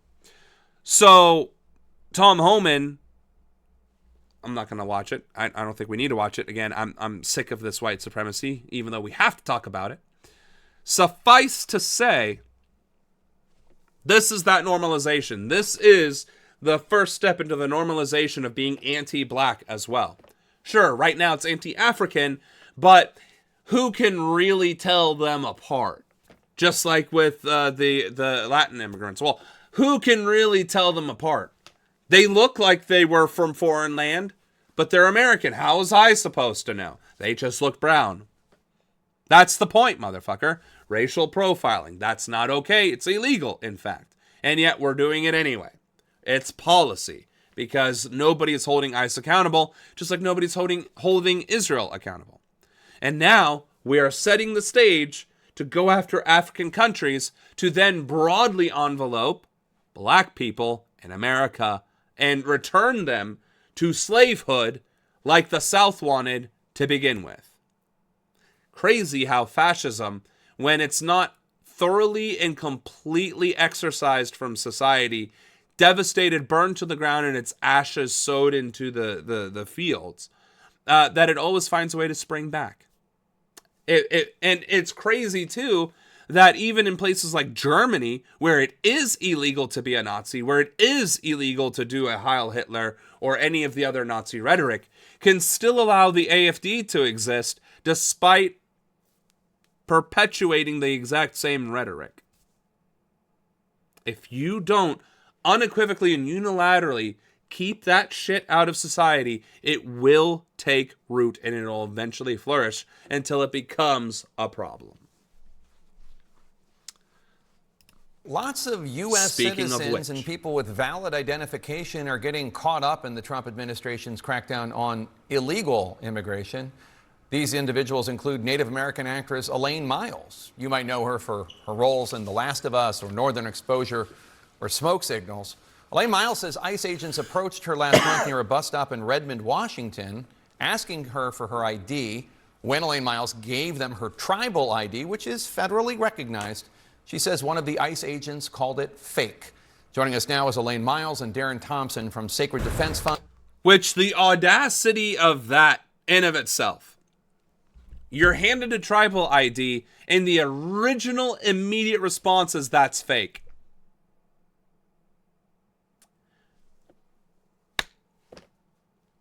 I don't know how else to explain that we're still committing genocide against Indigenous Americans other than that story right there. We have forced Native Americans, Indigenous peoples, into tribal lands and territory, forced them to have a separate means of identification, and then have the audacity to treat them like criminals in their own land, and deny that separate, segregatory identification as legitimate as well. Of course, these ICE agents have also looked at a real ID and said that that was fake because the person holding it was brown. And again, no accountability and more normalization. A Native-led nonprofit which helps advocate for Native rights and representation. Elaine, I'm so sorry this happened to you. What happened after he called your ID fake? They just kind of kept arguing with me about it, and I kept telling them that it was from a federally recognized tribe in Eastern Oregon, and it's a federal ID, and only enrolled members can get those, because they kept saying anybody could make them. And I was like, that's not fake, it's a real ID. Certainly ironic, somebody telling a Native American she's not necessarily in the country legally. In a statement to CNN, the Department of Homeland Security... That was a very brave joke to make to a Native American who just got targeted by ICE and her Native American lawyer. I'm just saying, that was a brave comment I was also thinking.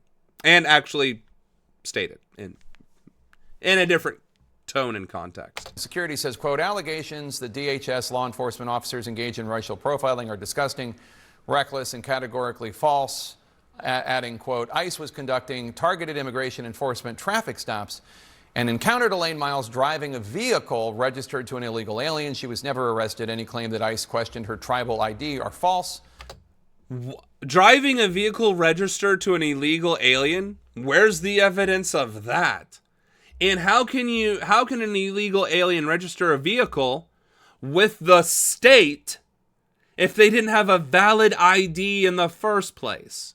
Are you fucking serious? Again, the argument in of itself is a lie because there is no way in which that would be possible.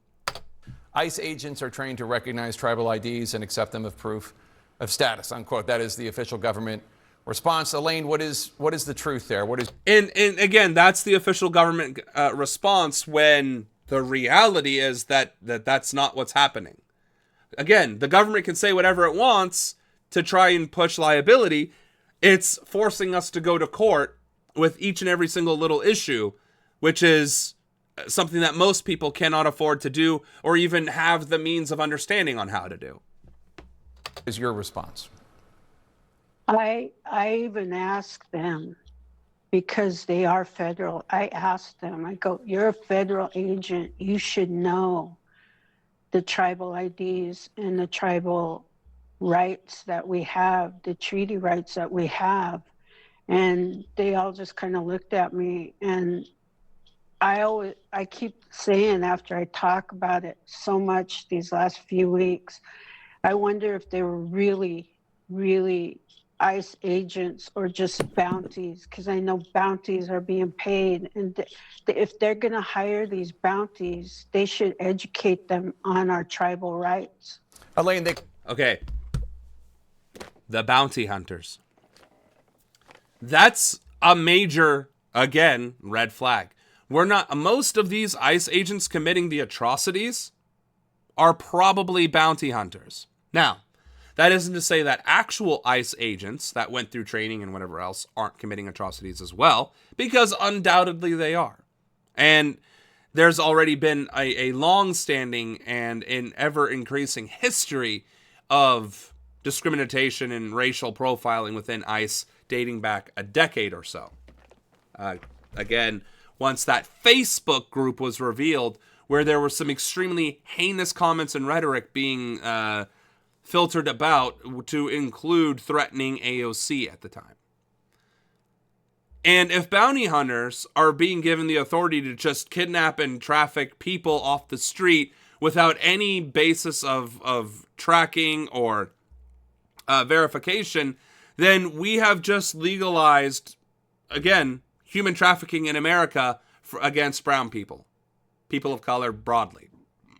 And the fact that they didn't just outright detain her at all is nothing but a small miracle. A small miracle that she didn't actually end up detained, because, quite frankly, that's probably going to be happening sooner than later as well.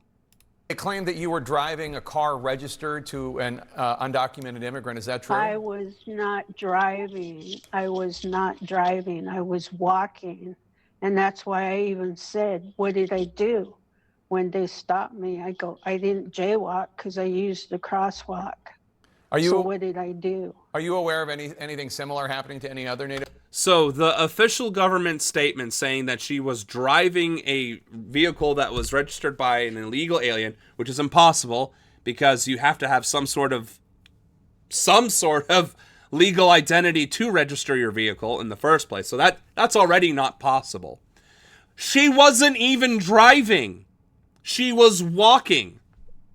So the official government statement stated a lie outright, just an impossibility to begin with, and fabricated a story against her for justification by fabricating a false story regardless. Like, the level of corruption and malevolence that this proves exists within DHS and immigration is breathtaking. It's shocking.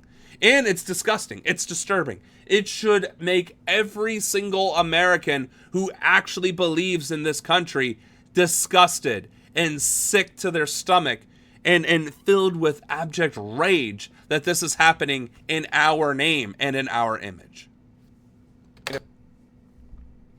Americans?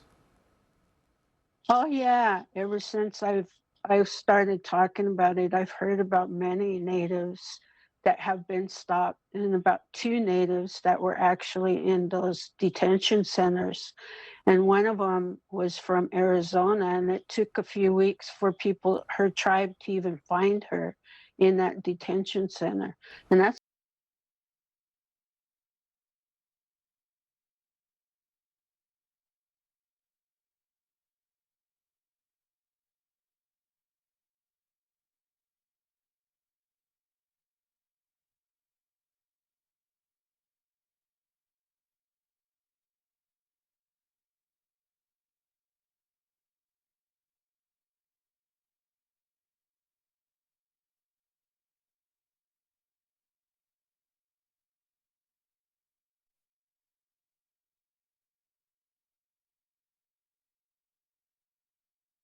another thing I have an issue with is, why does it take so long for them to find them?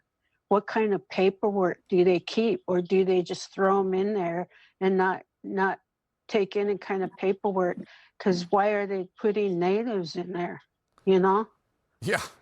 I would say. Darren, how often do you hear of situations where someone's tribal ID is not recognized, is called fake? It's difficult to say, but it happens more frequently than we realize, and I think it's largely a result of lack of leadership and or transparency within the organization to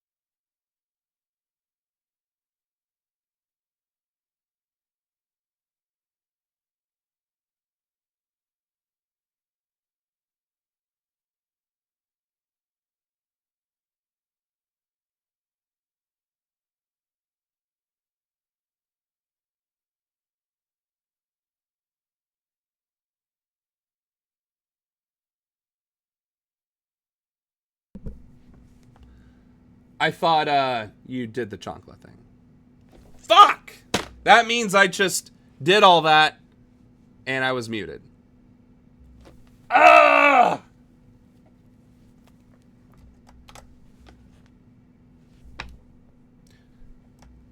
That way, when I go to edit this clip, I know to skip that.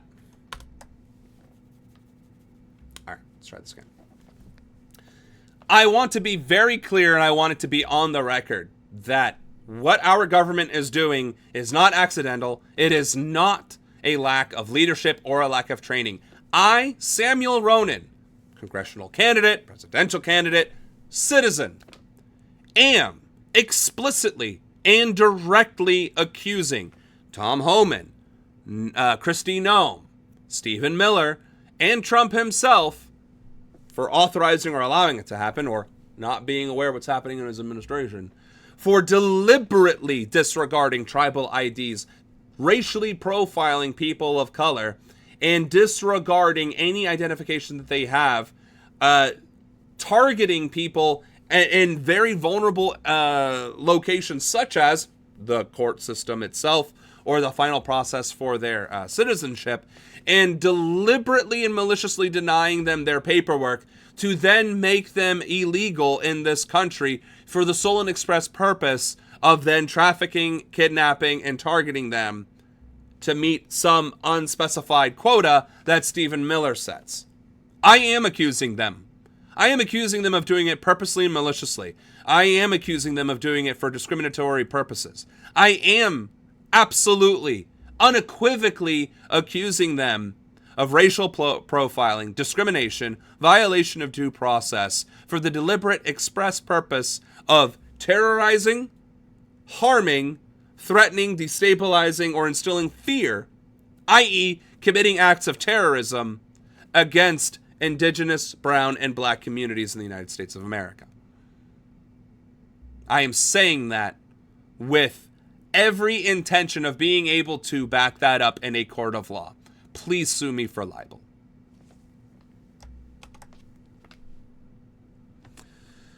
Speaking of Kristi Noem, because I keep wanting to call her Noem Christie. I don't know why.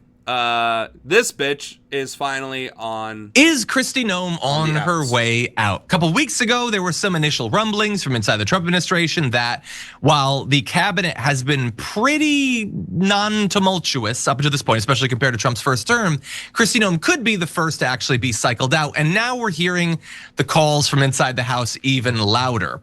Apparently, Donald Trump doesn't necessarily dislike her and her cosplay or whatever. But again, it's that thing we heard about weeks ago. It's the relationship with Corey Lewandowski that's apparently causing some problems. And one former official said of the pair, things are effed. It's horrible. They're gonna destroy this place. I'm just hoping the new secretary gets here in time. And so both Noem and also Corey Lewandowski are gonna destroy the place, and why not? Neither of them are qualified to be in the positions they're in. Her officially and him kind of unofficially. Who the fuck is Corey Lewandowski in the first place? Just outright. And secondly, why do they give a shit about an affair? Given that the president and a large number of the cabinet are all guilty of having affairs at some point or not. Like what? That makes the least amount of sense of justification. And yet they're running amok. By the way, this is like a weird gap in my knowledge. I thought Kristi Noem was single and just didn't want publicly the relationship she's strongly alleged to have with Corey Lewandowski to come out. I was wrong. She's married.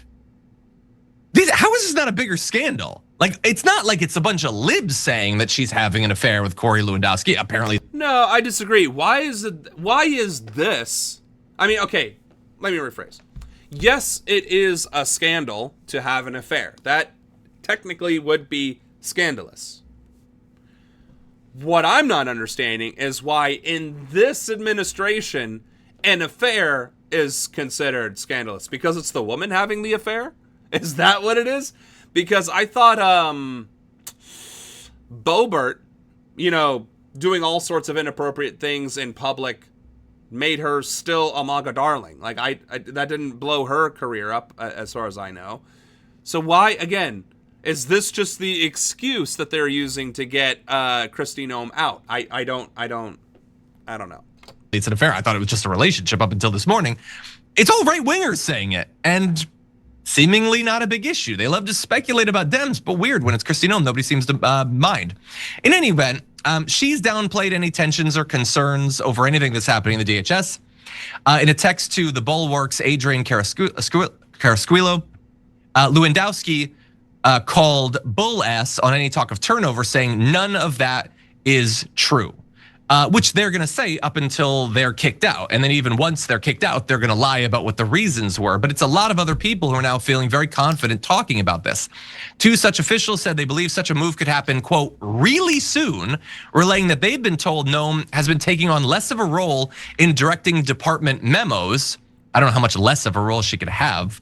But they and the third official also cautioned that the situation is fluid. Trump could decide to let Noem oversee the launch of new enforcement operations planned for January and February, which is sort of, again, news to me. And so these have been very unpopular for the Trump administration. He's had to backtrack on some of them. There have been judicial decisions that have forced him to scale back others.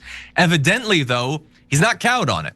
And in January and February this year, he wants to do new enforcement operations, which almost certainly means new cities. So new cities and new states that he's going to massively PO. And so that apparently, JR, is his strategy for the beginning of this midterm year, is double down on a strategy that people don't like, that has turned a lot of people against his immigration policy more broadly. What do you think? Maybe I say it too much, but as I always point out, it's a presentation president. They need PR. He needs to try and make things look a certain way despite how bad everything is. They try to make this economy look better than it is. They try to say that these drug boats that they're blowing up in the Caribbean that aren't, that it's a bunch of folks that they've somehow adjudicated before they got to that point. The double tap was lawful. Everything they say is a lie, but they need to have some kind of veneer over it. But, so in that approach, they have to try and every time something kind of corners, remember Kristi Noem and them are now in trouble for defying the court order and that judge's order for the deportation flights and all that stuff. She's cornered. I forget when the deadline is. I feel like it's probably right around now.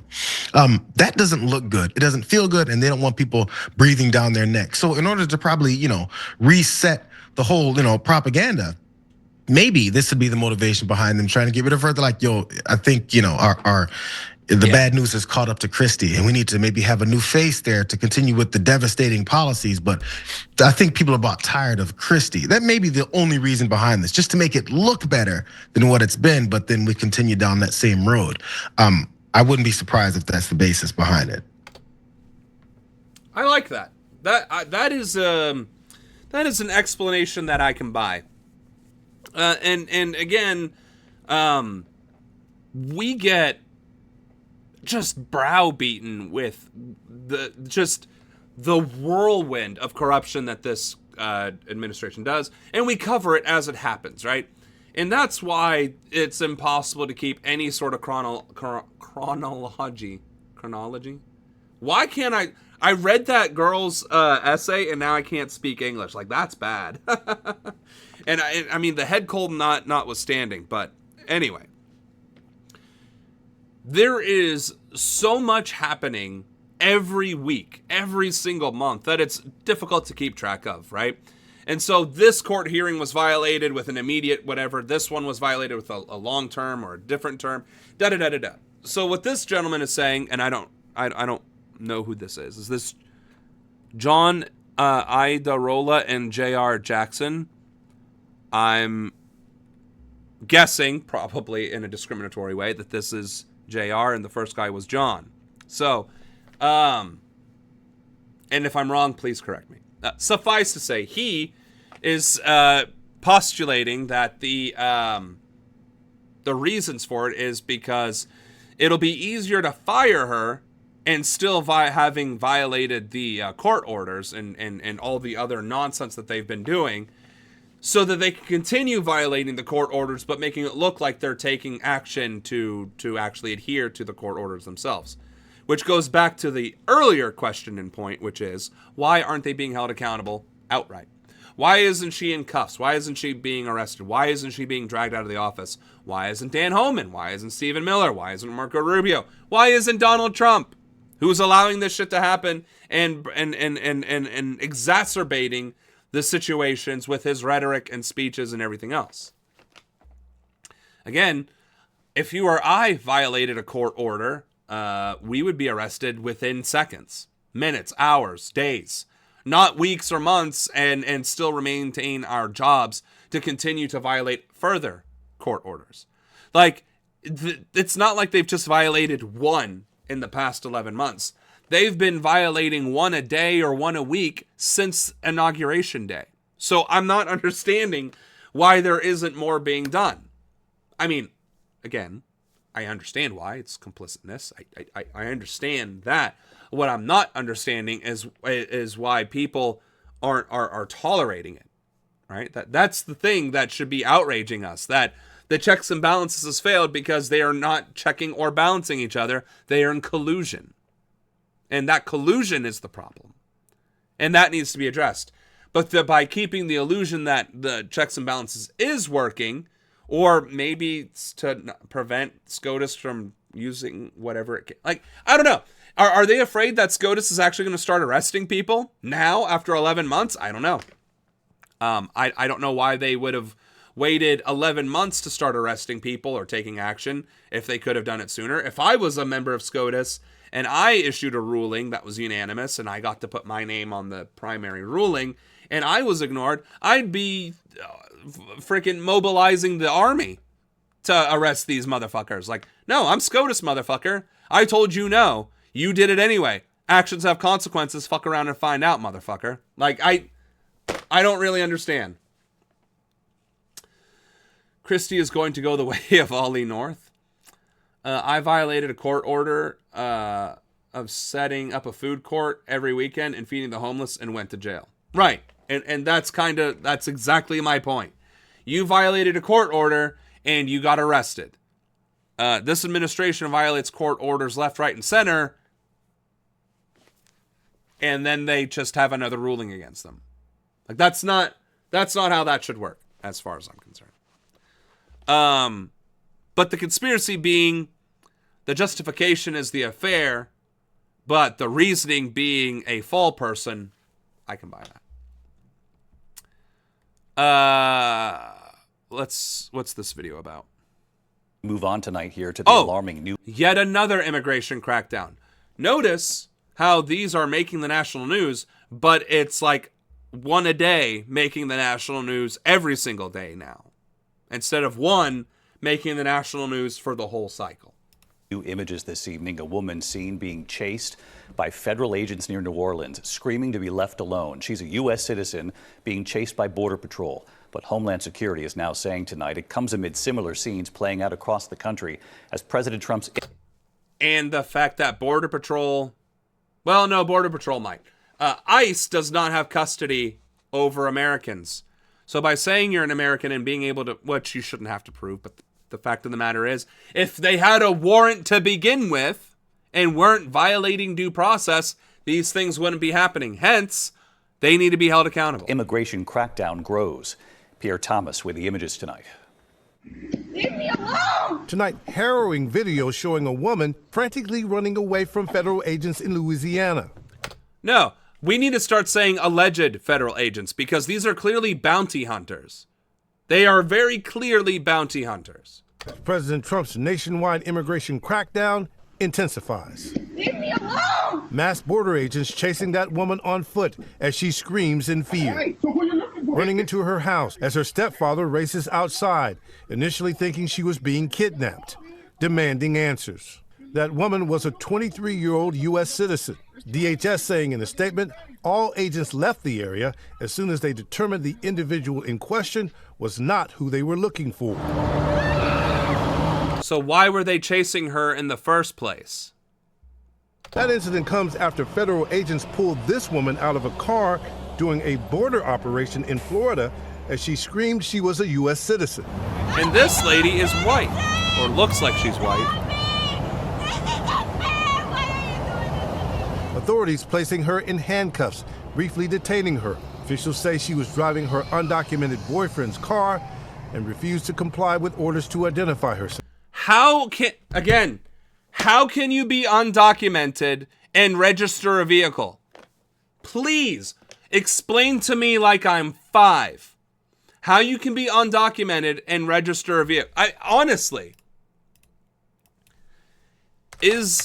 oh my fucking Christ.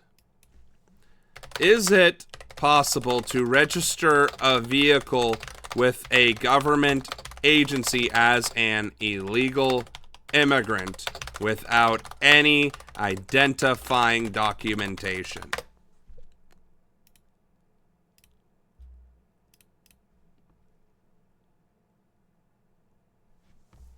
No. Look at that. ID restrictions. That's Texas. Forms of identification for undocumented immigrants. That's a PDF file.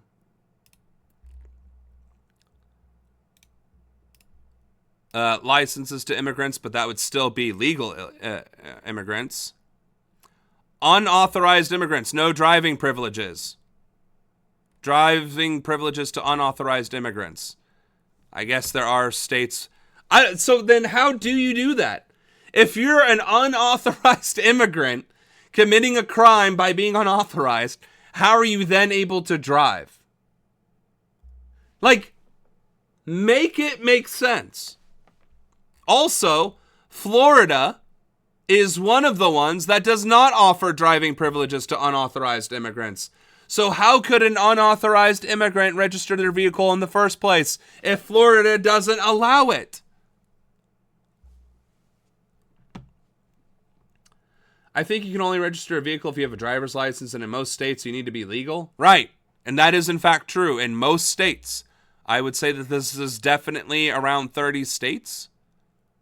1, 2, 3, 4, 5, 6, 7, 8, 9, 10, 11, 12, 13, 14, 15, 16, 17 states. So yeah, it would be 33. 33 states require you to have some sort of legal status in order to drive. And Florida is one of them. Unfucking believable. So how do they expect people working on their citizenship to get to work? But see, that's a legal citizenship. So, or a legal status, I mean. As long as you're applying, you're allowed to be legally in the country. That's the whole fucking point. That is literally the whole point. As long as you're in the application process, you are legally allowed to be here. But that hasn't stopped these bounty hunters from terrorizing people.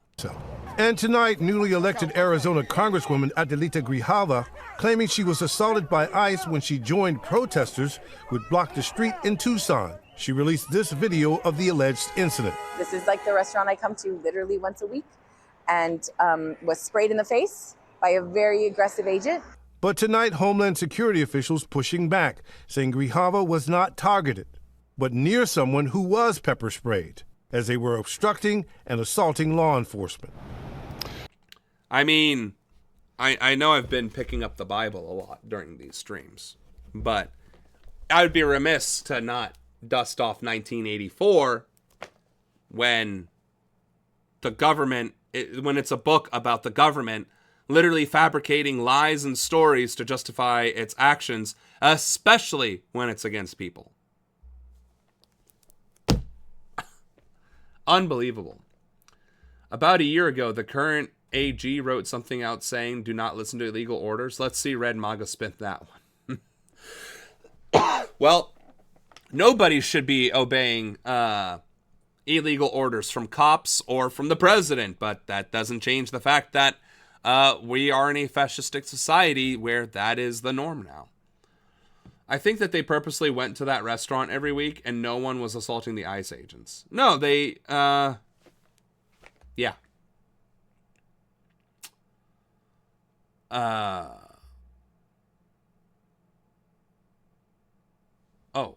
Wow. Sorry, Pop Culture. I didn't see your question up there. How did you get into my elected office meeting go? And Anna did correctly state that it got canceled, so we ended up streaming that day. But yes, instead we're going to start canvassing on the weekends, and we picked the perfect time of year to do it during a polar vortex where it's going to be 10, 15 degrees outside when we're going door knocking. So, yeah. Ghislaine Maxwell. We could get a closer look into the sex trafficking investigation of Jeffrey Epstein's accomplice, Ghislaine Maxwell. A federal judge today granting the Justice Department's request to release materials related to her criminal case. That means we could see grand jury transcripts and other investigative materials, which could all amount to thousands of previously unreleased documents. The order also puts a protocol in place to protect Jeffrey Epstein's victims. Our Washington Bureau Managing Editor Catherine Falders is here now. So what's in the materials exactly? Do we know? And I guess how soon could we see them? Well, it's a good question. How soon could we see those? Is DOJ going to file anything else in court, for example? But remember, this judge previously said these materials couldn't be released. Now, this was before Trump had signed the Epstein Transparency Act. The judge in the order is indicating that's why he believes they should be released. But these materials, despite us not seeing entirely what's under seal, but much of this information, we're told, that's in these materials has been known and likely came out during Maxwell's trial. So it's not those documents, Kira, that we've been talking about that the Justice Department has been withholding specifically as it relates to a lot of the material that people want to see. This will likely be material that we already knew, for example. Not that we've necessarily seen, but information that we've already known. Some of it we may have seen that's already come out in court. It's just been obviously under seal, behind a protective order, if you will, because it's grand jury material. So we'll see when this comes out. But of course, this is happening all with that backdrop of DOJ having that deadline of later this month to release all of those other documents that they have in their possession. So the Justice Department is also... Okay, so this story could be potentially a nothing burger, but, you know, it's interesting, too. I've had conversations about the Epstein files and Ghislaine and all this, that, and the other, and, you know, what's the big rigmarole? What's the big end game with it? And I said, well, if they release everything and it's released to the public and the public sees it, the public outrage should result in arrests of people that were involved, up to and including the President of the United States. And some of the pushback from those individuals was, no, I don't think anything's going to happen. I think people only want to see the files released so that they can claim that their person wasn't on it and feel vindicated. but they don't actually want it for the sake of accountability. They want it just so that they can point to their favorite person and say, ha, see, I told you they weren't on there. And, you know, the more and more I think about that, the more and more unsettled I become, because the reality seems to tip in that favor, that it's less of a public accountability demand and more so we want to exonerate, you know, our favorite Democrat or favorite Republican from scrutiny and, you know, point the finger at the other team.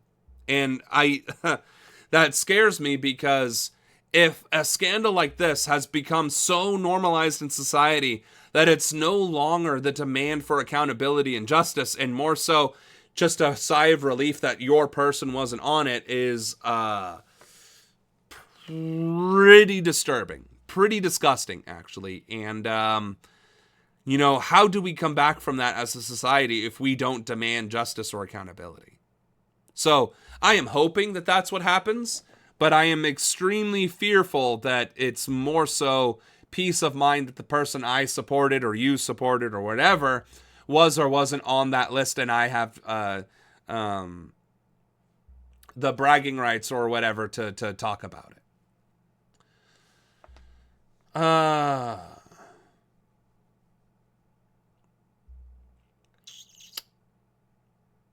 That Peace Prize Red Overlord got is ugly as hell, like several hands full. Oh my god. Well, it's also not a Peace Prize that he got, it's one that he made himself and gave to himself. Trump booted MTG because she wouldn't drop the Epstein issue. There has to be something there for him to do that. You got a point there. There might really be consequences in those files, but is society and the courts actually going to do it? That's the question that I was asking. I'm going to let you two have that conversation separate from this conversation. All right.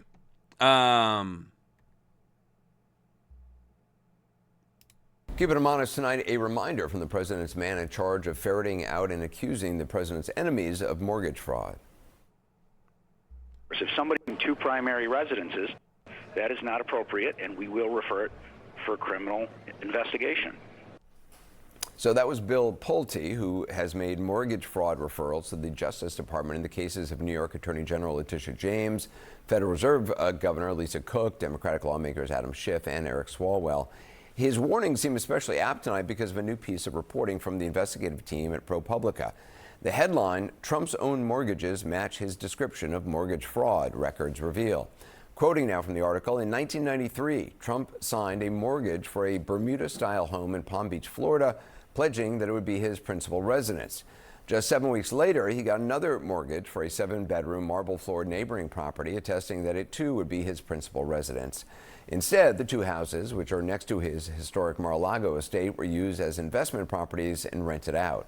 Now, to be clear, then, Citizen Trump was never charged with mortgage fraud back then, and the statute of limitations has long since passed.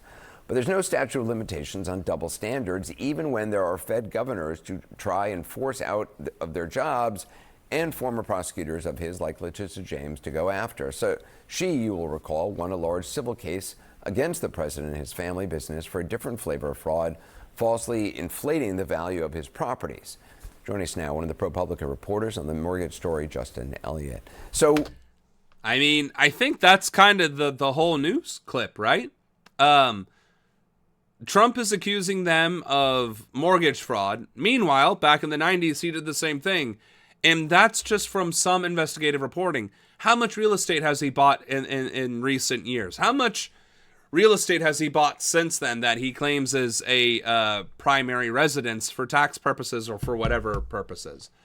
I just, again, I mean, I don't actually know, so I won't go and do the main screen and accuse him of that. But, you know, the double standard, as he said, is very stark. And the fact that nobody challenges the rhetoric from him. They just give it a blank check. They just allow it to happen without context, without any pushback, other than to discuss it.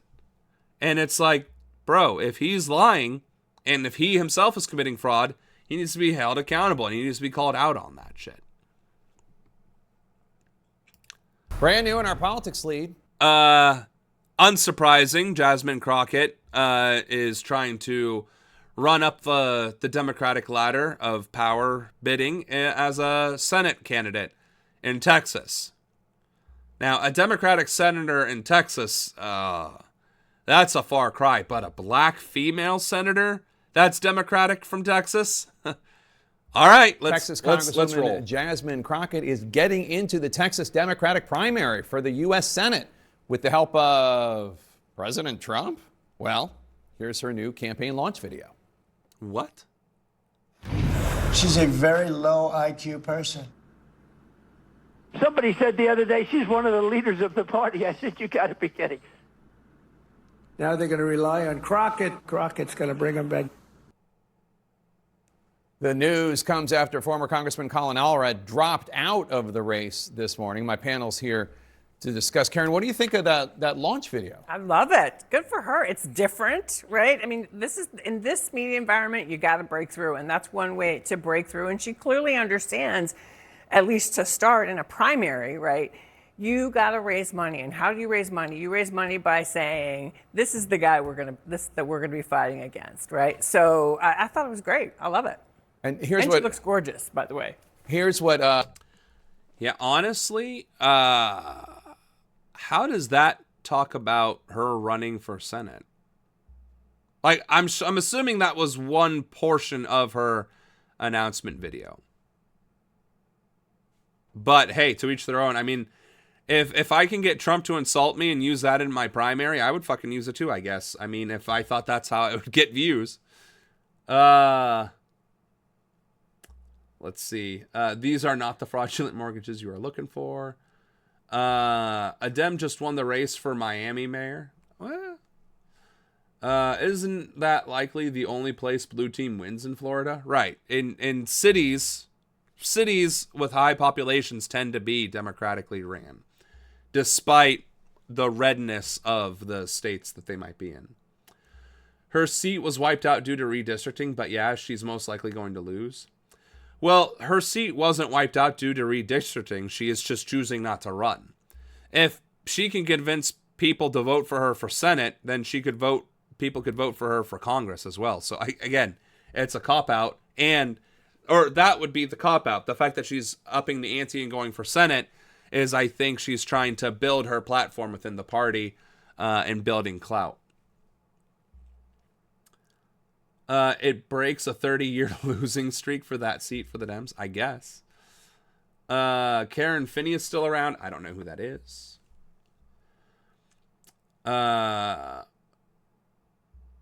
Never won in the local races. The Cubans finally realized the GOP doesn't want them there. I mean, that could be true. Miami just elected its first woman mayor. Okay. Yeah, I didn't quite keep up with chat there, so my bad. But yeah, let's hear some of these thoughts. Former Congressman Allred, former NFL player, told CNN's Dana Bash earlier today about his decision to withdraw his bid for Senate and run for a House seat instead. Take a listen. Jasmine Crockett is very openly considering running. Is that part of why you decided to not run anymore? Yeah, of course it is. And I think, listen, Jasmine's a friend of mine, and we've served together. I've known her since before we were both, in elected office. But it was about the fact that with, 3 strong candidates running, that we would certainly have a runoff. So this does leave the Democratic primary field open right now, pretty much between State Representative James Tallarico, who we had on the show last week, and now Congresswoman Crockett. Who do you think will be the stronger Democrat to take on the Republican? And it's not just a throwaway because it's Texas, because it does look like the Republicans in Texas are not going to stick with their incumbent Senator John Cornyn, and they're going to go with a guy who's got a lot more baggage. It's probably going to be Ken Paxton. I'd be surprised if Cornyn figured out a way to pull it out, the hat out of the bag, as they say. But I was talking to some. Okay. So he was so what they're trying to do in Texas is to avoid having a bloated primary for the Democrats. And then James Tallarico looks like your good old boy from Texas. And then you have Jasmine Crockett, who, fiery black lady in Congress. But there is a Republican who's black running on their side too. So, I mean, just from that lineup, I mean, it could be spicy for sure. And then Senator John Cornyn, I guess he's the incumbent. Yeah. Someone who's close to the Congresswoman, and they made two interesting points to me. If it is Kim Paxton, they personally believe that Jasmine Crockett, according to some early internal data, would be a more superior candidate than Tallarico. Two, Texas has the largest number of black voters of any southern state, which I actually did not know. I was just made aware of this. Well, maybe that's due to Texas's overall population, because I would say, like, proportion, that can't be true. That would have to be someplace like Mississippi or Louisiana. But as far as the largest black voting demographic of a southern state, I think that has mostly to do with population. And if that's the case, yeah, I could see them going for Jasmine Crockett, so long as they view her as an authentic representation of black America, because that's why Obama won the black vote. He was supposed to be an authentic representation of black America, and also that the I'm not racist vote. Well, Obama ruined that for any other black person trying to run on a don't be racist ticket, because Obama ruined it by not being authentic while in office and allowing white supremacy and the Tea Party to derail the last term of his administration. So that being said, I don't know how popular she is in Texas. I don't know how popular she is amongst the black community. But if she is popular and genuinely received, then sure, I would say she has a larger opportunity to succeed as a Senate candidate, because Tallarico I have never heard of in any capacity, whereas we have actually covered Jasmine Crockett on this stream on several different occasions.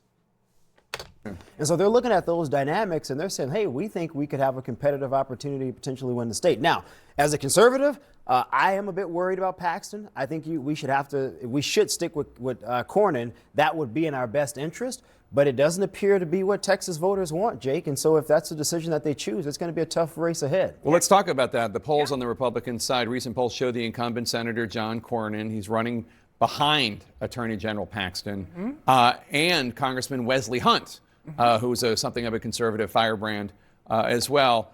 How do you see all the math on this? I mean, there is an argument to be made that maybe Democrats should go with a more centrist candidate.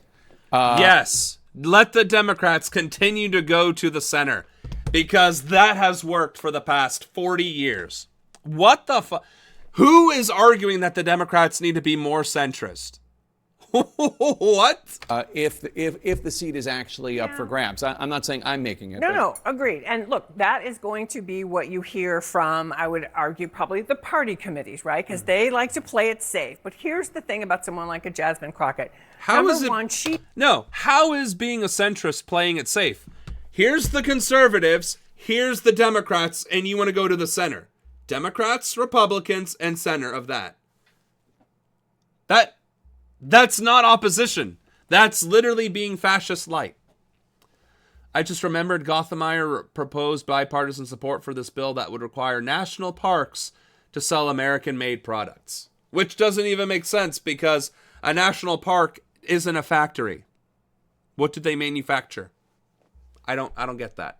He is going to excite new voters and potentially, depending upon how they're thinking about the race, take a look at the state and say, how do I get those black voters who aren't voting, who aren't registered? Let's get them registered. Let's get them engaged. Let's do the same thing with Latino voters. Meanwhile, on the Republican side, it feels like, I mean, to say Ken Paxton has baggage is a very generous way to say it, right? And so the Republican side is going to have a conversation about, well, which do we want? What do we want to defend? The status quo, the baggage? What are we doing here? In particular, and what? They're just going to ignore the black guy? Is that what I'm hearing? We're either going to get baggage or the status quo, but fuck the black guy. What? Particularly in an era where, let's be clear, Republicans are going to have a tough year next year. The economy is not necessarily going to get better. Inflation is still high. The cost that people are spending right now at Christmas time, running up their credit card debt, is going to hit them next year. So it's going to be a tough year for Republicans. So, Michael, what is the problem with Cornyn? He's a very conservative Republican. He's an establishment figure by now.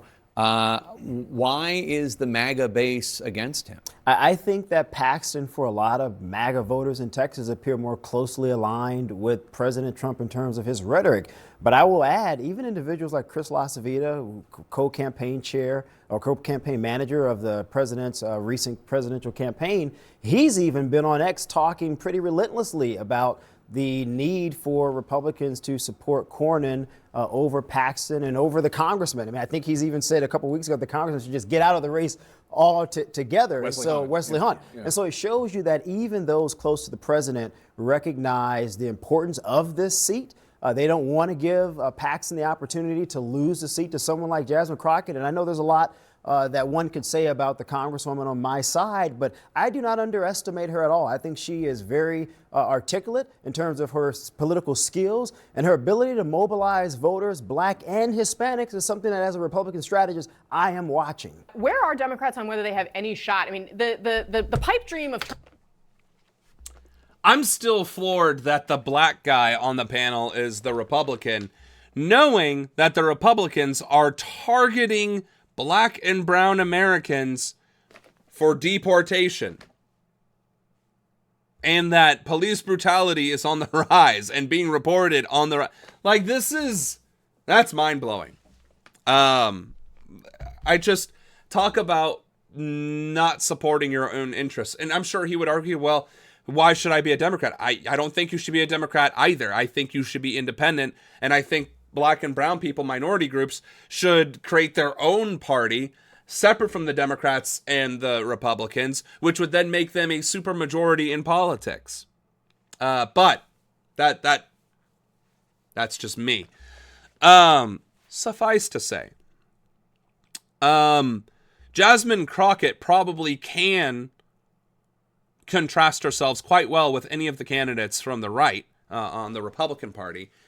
Much better than the white guy who nobody knows who that even is. So that's the argument. If there is a Democrat that could win a Senate seat in Texas, it probably is Jasmine Crockett at this time.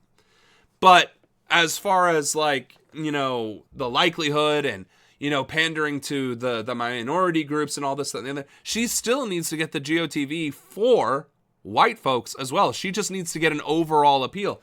And that what's that word again? The identity politics. That really needs to go out the window. Yes, there is some sort of appeal, being a black woman appealing to other black people. Yes, I get that.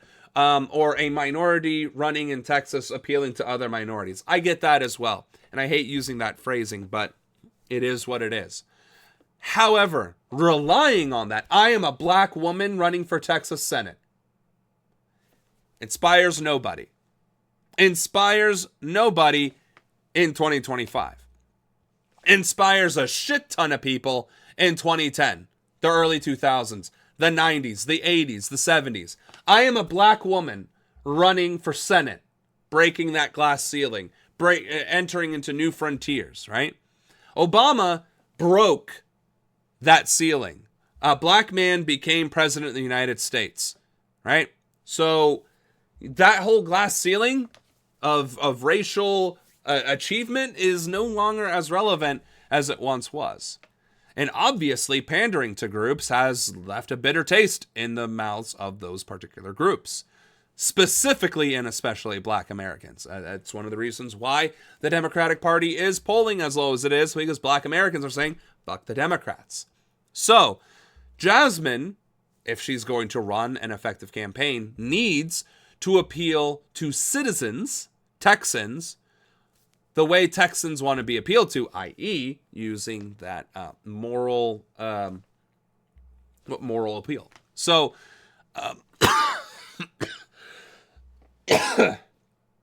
hold on.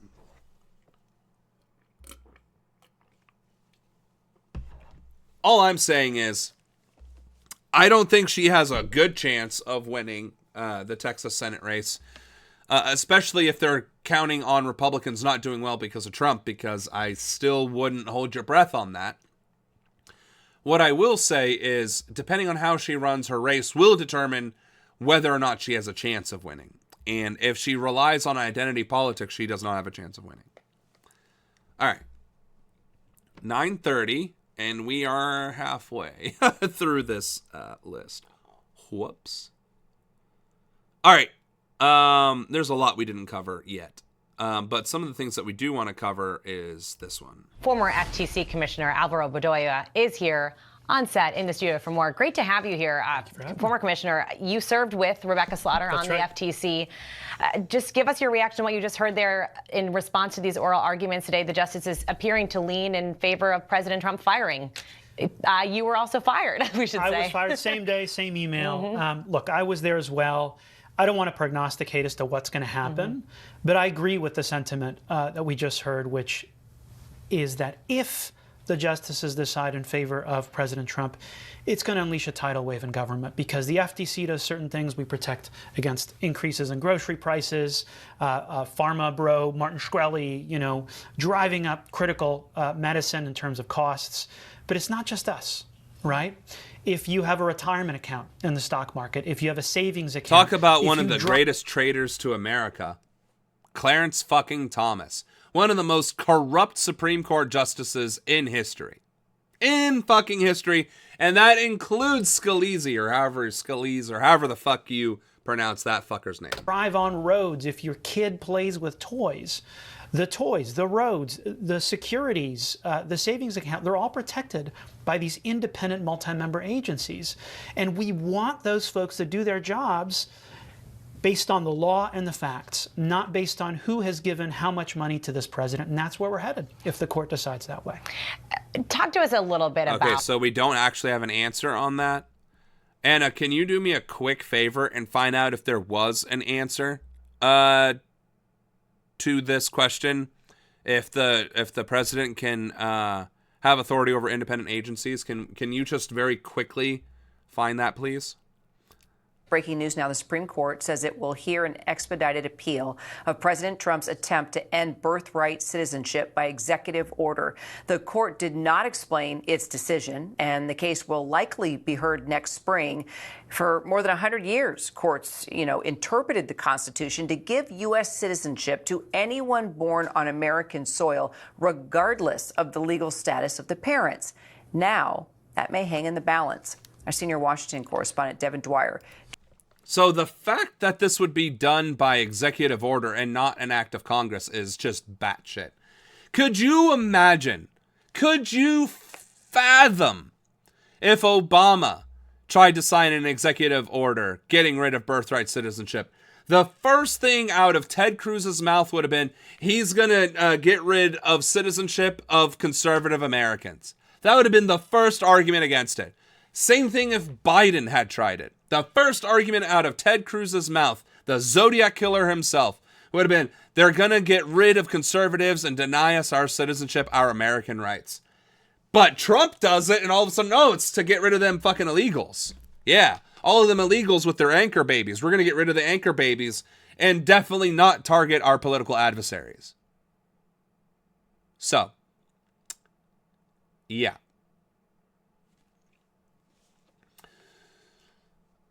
No answer to that FTC ruling. Wonderful.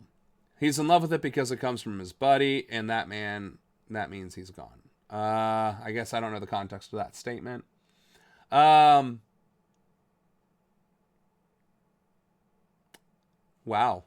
It's super easy to win in Texas for Team Red. Just say red meat words and you get in. Saw the Abandoner won re-election. He said barbecue will be banned if he loses. That's kind of funny, though. I saw a comment from Red MAGA saying to flag black justices. Flog. I think you actually did mean flog. Black justices, and he used the N-word. Shocking. Go ahead, that means most of his family is going to be going away from this country? Yeah. No, and that's the other joke, right? Like, a lot of his family is here illegally or came through illegal means. Plus, Elon Musk got his citizenship based on illegal opportunities. He was on a student visa, dropped out of school, which then violated that visa, and then started a business and became wealthy as shit. But got his citizenship anyway. And he's from South Africa. Right, and fraudulent and FLOTUS fraudulent on the Einstein visa. Exactly. So, wonderful. I guess we get to cover this in the spring, which will be right at the height of my primary race. So, maybe I'll be able to start campaigning on that. Speaking of crazy shit. This morning, hurtling toward an end-of-the-year deadline, the Senate gearing up for a closely watched vote to extend expiring Affordable Care Act tax credits and prevent insurance premiums from skyrocketing for more than 20 million Americans. Holding that vote, a key promise from Republicans last month to get 8 Senate Democrats to agree to end the longest government shutdown in American history. Republicans have no plan. They are so divided between themselves they can't even put a plan together. We Democrats do have a plan. The legislation would extend What's tax the plan? credits for 3 years. Licking the Some boot? GOP senators have called a non-starter, making it likely to fail. The top Republican in the Senate calling the bill not a real effort on the part of Democrats. Democrats' great scheme to fix health care, Obamacare, has failed. But despite a flurry of GOP proposals for reform, Republicans who control the House and Senate struggling to coalesce around their own plan, and President Trump hasn't endorsed any. Is the president sitting on the sidelines of this ongoing discussion? We're having conversations with the White House, but I believe the president has confidence that Congress can figure this out, and that's what we're trying to do. Democrats are expected to tie this issue of health care costs into the broader messaging on affordability in those crucial 2020. And that's what pisses me off the most about Democrats. That's what really grinds my gear, rustles my jimmies, if you will. The Democrats could play as much hardball as the Republicans did during Obama's administration or during Biden's administration. The Democrats could do the same exact thing, but they don't. They would rather campaign on the failures and cruelty of the Trump administration rather than actually do their fucking jobs as legislators. So, 20 million people are going to suffer so that they can maybe push through a blue wave in 2026, which is going to be seen by the people who are suffering and struggling as their fault, the Democrats' fault, because the Democrats could have done something about it. During the shutdown, they could have done something about it, and they didn't. So you know all a Republican has to do? I don't know why you'd vote for them. Here's, as a Republican candidate, I hear your pain, I hear your complaints, and I hear your concerns about the rising cost of healthcare in the country and wanting to know who's going to do something about it. And I hear many of you, surprisingly, talking about, well, maybe the Democrats can fix it. And let me ask you this. Why didn't they fix it during the government shutdown? Why didn't they force the Republicans' hand in the shutdown to address these healthcare costs? And after the fact, why didn't they hold the Republicans' feet to the fire? At least on this one issue, which we can all agree on is an important issue, why didn't the Democrats do more? The Republicans turned Obama's last year into a lame duck presidency where he barely got anything accomplished in a minority of Congress. They did the same thing in the Biden administration. If Republicans, despite being in a minority, didn't want something to get passed by a Democratic president, they would make sure to wage absolute war in Congress. So, if there is an issue with healthcare, and if one party is more responsible for the other to resolve it, and if one of these parties could solve the problem, and if that party is the Democrats, then why aren't they acting? And that's the difference. This candidate is going to be no different than any other candidate or elected official who's a Democrat. I am running as a Republican to oust the establishment incumbent Republican who clearly did not care about your health care or didn't think ahead long term enough to consider the consequences of his actions. I have a plan for health care. I have the numbers and the facts right here. Universal health care is the most affordable means of financing health care. Why? Because it cuts out health insurance companies entirely and the inflated costs of health insurance and the fact that hospitals rely more on administrators to deal with health insurance that they could otherwise be spending money on actual healthcare professionals.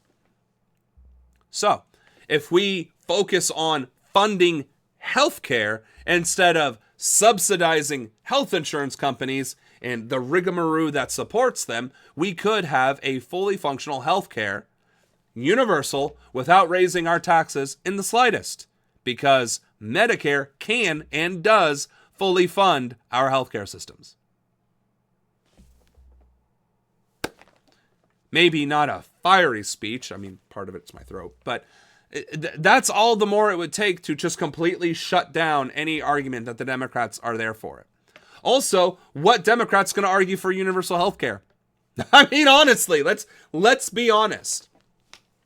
How many Democrats are openly going to argue for universal health care and actually advocate for it on the campaign trail? Bernie Sanders, I'm sorry. Maybe AOC, a handful at best. So, no. Also, if the Democrats did want to advocate even for Band-Aids, like Band-Aid efforts for the healthcare system, again, they could force nuclear votes. They could force filibusters. They could force, I don't know, forcing town halls in their opponents' districts. That's what I would do. If I'm not getting my way in Congress, you know what I'm going to do? I'm going to stir up trouble in those districts. I'm going to get on the phone. I'm going to have my staffers call their staffers to organize town hall meetings. Or, if not their staffers, call my staffers to call local organizers to demand a town hall at the other 434 congressional offices, if that's what it takes. Because, again, if they're not going to play ball and negotiate in good faith, which they obviously aren't, then let's force their hand through public opinion. And that's something Democrats could do right now. All right. Let's get to our boy Luigi, because I think we're slowly running out of time here. In today's big story, Luigi Mangione was back in court today in New York, where his lawyers are fighting to get key evidence excluded from his trial for the murder of United Healthcare CEO Brian Thompson. One of the officers who arrested Mangione took the stand today, testifying about how she searched Mangione's backpack at McDonald's in Pennsylvania. Inside, she says she found items including the alleged murder weapon, a loaded handgun, as well as a silencer and a fully loaded magazine wrapped in a pair of wet underwear. Mangione has pleaded not guilty, and his lawyers are challenging the officer. Why does this get more and more bizarre? A firearm and full magazine and silencer wrapped in underwear? Wet underwear? Like, where do you even come up with this shit? Yeah, you're right, yeah. There's actions arguing they illegally searched the backpack. ABC News' Rena Roy has more. Accused CEO killer Luigi Mangione once again in New York State Supreme Court for week 2 of a high... I love how they keep emphasizing accused murderer, accused killer, accused CEO killer, and then give kid gloves to, the IDF that are committing genocide, or some of these other white supremacist terrorists who are murdering black and brown people, or ICE agents who are terrorizing black and brown people. But they want to emphasize that Luigi is a killer and a murderer of a CEO, and not emphasizing the fact that the CEO was the CEO of a health insurance company. I just love how they keep trying to frame this, and while reporting on mishandling of the case. High-stakes hearing in his state murder case that will decide what evidence a jury can see when the trial begins. Today, Mangione coming face-to-face with the officers who arrested him this time last year at that McDonald's in Altoona, Pennsylvania. Prosecutors calling police officer Christy Wasser to the stand, who testified that she searched Mangione's backpack when he was arrested and removed a pocket knife and a loaf of bread. Moments later... Now it's a pocket knife and a loaf of bread. It was the loaf of bread wet because the underwear was wet. And why would you just put a random loaf of bread? Why would he have a loaf of bread in the backpack if he was sitting at a McDonald's? Why does this get more and more weird? It shouldn't. This should be cut and dry. This is what was in the bag. But now we're finding wet underwear wrapping around weapons and a loaf of bread while sitting in a McDonald's. She said she found a fully loaded magazine wrapped in underwear, noting the bag was heavy and that she was concerned a bomb could be inside. The weight of the bag, the belief that there was a bomb inside, those are going to be arguments that the prosecution is going to push for to say this is why they did not need a warrant. What training in the 15 weeks that officers get includes guesstimating the weight of a bomb in a bag, given that there are an infinite number of ways to make a bomb to achieve an infinite number amount of destruction that can also have an infinite different amount of weight. That makes zero fucking sense.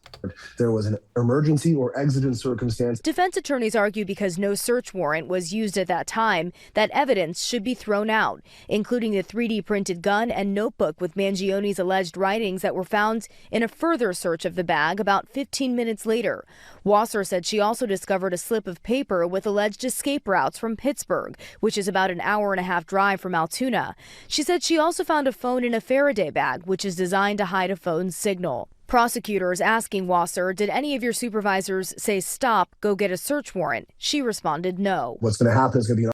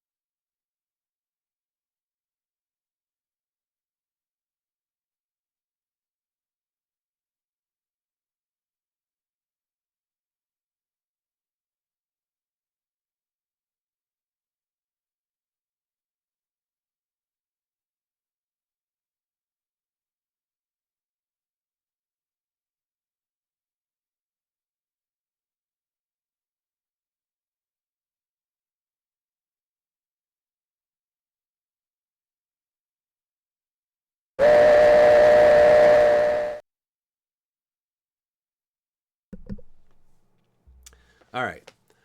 I'm struggling to think that I should do streams while having a head cold because I keep muting the microphone because nasal drainage. I don't think anybody wants to hear that. So, okay. Rewind. Well, now I don't know what part wasn't heard. Okay. Luigi Mangione is going, whether he is guilty as sin or not, whether he actually did it or not, is irrelevant. Because the backpack with all of the smoking gun evidence was mishandled so egregiously because the officers were so gleeful, so eager to pin it on him, that they violated his most basic rights. And there shouldn't be a judge in this country that can overlook that. It's like, well, it was implied with his arrest warrant that it also included a search warrant. And that would be a very, very thin argument in the first place, considering that hasn't been discussed in any news network or reporting whatsoever about this case, which goes back to the point that even if Luigi Mangione, well, I guess if he confesses that, then that's that. But short of an actual confession, it's clear as day that he did it. They still can't prove he did it because they violated his rights with the actual evidence that would prove he did it, assuming it wasn't fabricated evidence in the first place. So I just, like, it's insane to me that because of police oversight and abuse of power that they are used to doing anyway, one of the most high-profile murder cases in America might end up letting the murderer walk free because of the sheer stupidity and brazen mishandling of this case by the arresting department. And honestly, fuck the police. That's exactly what they deserve. That's what you get for abusing your power for decades and thinking you can get away with whatever you want. The argument between what was said and what was done, and the judge will decide, whether or not to suppress those items. ABC News' Rena Roy joins me for more on this. So, Rena, late this afternoon, the defense got a chance to cross-examine that officer. What happened there? Well, Elizabeth, the defense really tried to cast doubt on Wasser's testimony really from throughout the day, specifically her claim that she was worried about a potential bomb in Luigi Mangioni's backpack. They asked her things like, did you clear the McDonald's? Did you make sure that no one entered that area? To which she responded no. And in court filings, they argued that her mention of a bomb was just an excuse to cover up what they're calling an illegal search. And it is because they are hoping to get that evidence thrown out. Correct. If you truly thought that there was a bomb in that backpack, the first thing you would do is clear that area, and the last thing you would do is touch the backpack. Are you a certified, qualified bomb squad person? No, you're not. You're a beat cop trying to make a name for yourself with a hallmark arrest. The first thing you are taught about bombs in the military, and I would have to imagine law enforcement, is stay the fuck away from them and call an expert. If you suspect a bomb, you clear the area and you radio in the experts. You don't walk up to it, look into it, and be like, oh, gee, look, here might be a bomb. That is the exact opposite. In fact, even if you do that and survive, you will be in very big trouble after the fact because you breached protocol. So again, just the absolute violation of justice and failure to adhere to even the most basic protocols to even align with the claims that they made.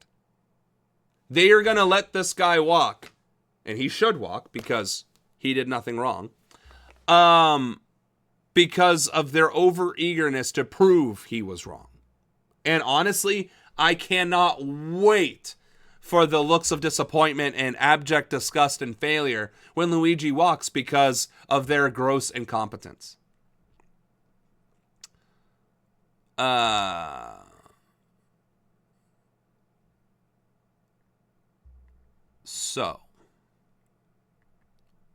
Speaking of racial profiling, switching up its free admission days starting next year. The agency says you will no longer get in free on MLK Day and Juneteenth. The new list for the 2026 year does add a notable new free date. It's June 14th. It is Flag Day and President Trump's birthday. Other new free days include President's Day, Memorial Day, Independence Day, Constitution Day, and Teddy Roosevelt's birthday. The National Park Service also says free entrance on those select dates will only be for U.S. citizens and residents. Neither the Trump administration nor the Park Service have commented publicly on their reasoning behind the changes. Let's bring in historian Manisha Sinha, who works at the University of Connecticut, along with pastor, activist, and author Jamal Bryant. Thank you all for joining us. So, Manisha, we'll start with you. Has there ever been another moment in U.S. history where these kinds of federal changes are being made in support of a sitting president? No, there has never been a change in that respect. No sitting president has had their birthday declared as a free day in the park. For instance, that's not a federal holiday. Even Flag Day, on which Trump's birthday falls, is not a federal holiday. So the reasoning behind this change is a little mysterious because it will not benefit most visitors to these parks who tend to go there on national holidays like MLK Day, Junior Day, and also Juneteenth. Those are. I mean, aside from the fact that nobody's ever done this, it also doesn't serve a purpose because when do you go to a park? When you have time. When do you have time? When you're not at work. When are you not at work? Federal holidays. Federal holidays. So, Pastor, you've been vocal about the Trump administration's moves to get rid of DEI incentives. What's the bigger picture of removing these two specific holidays from free admission days? Free admission days underscores what is the price that our community has to pay to take away symbolically all of the strides that America made under the leadership and the direction of Martin Luther King Jr., really to make America great. This is a slap in the face, not just to African Americans, but to Americans at large. And then the narcissism unleashed to take it away from Dr. King and laud it upon himself says that America is going backward, is in tremendous danger. So, Pat. I mean, that would just be the latest example of America regressing and being in tremendous danger. I would welcome you to travel back to the distant past of January 21st, 2025, on Inauguration Day, where his inaugural speech threatened his political enemies and targeted minority groups. That was the regression and the danger America was facing then, explicitly. And it's only gotten worse. We actually got to cover on stream, in real time, the point in which fascism actually started, when it became normalized, and when it started to become consolidated. Now, and that's, that's disregarding the fact that many could argue that America has always been fascist. We're not having that particular debate. Under the assumption that America was still a functioning democracy up to January 21st, the new presidency, and the time in which it took the erosion of the functioning democracy to occur, we were actually able to do that in real time. We were actually able to pinpoint on this date and this date and this date is the crossing of the Rubicon. So we have been regressing steadily in the most horrific ways, in the most dangerous ways, since January 21st, 2025.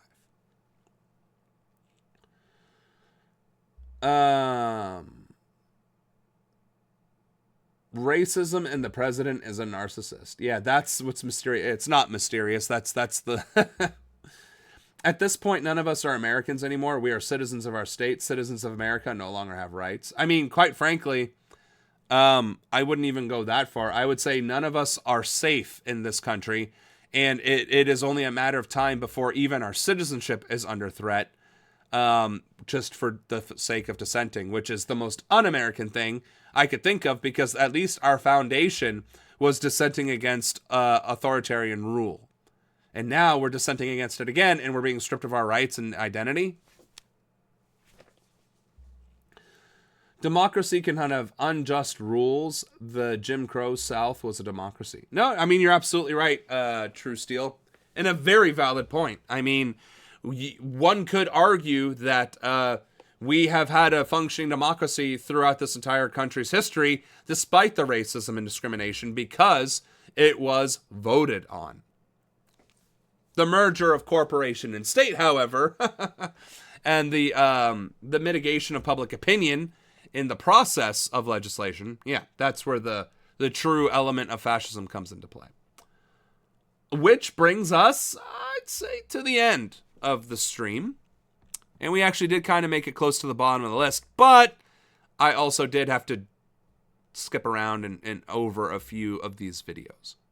That being said, I apologize for my technical difficulties and, of course, my being sick. I gave it a whirl, and I actually made it all the way. I'm actually kind of surprised about that. My throat is on fire, though. That being said... Oh, wait, wrong screen.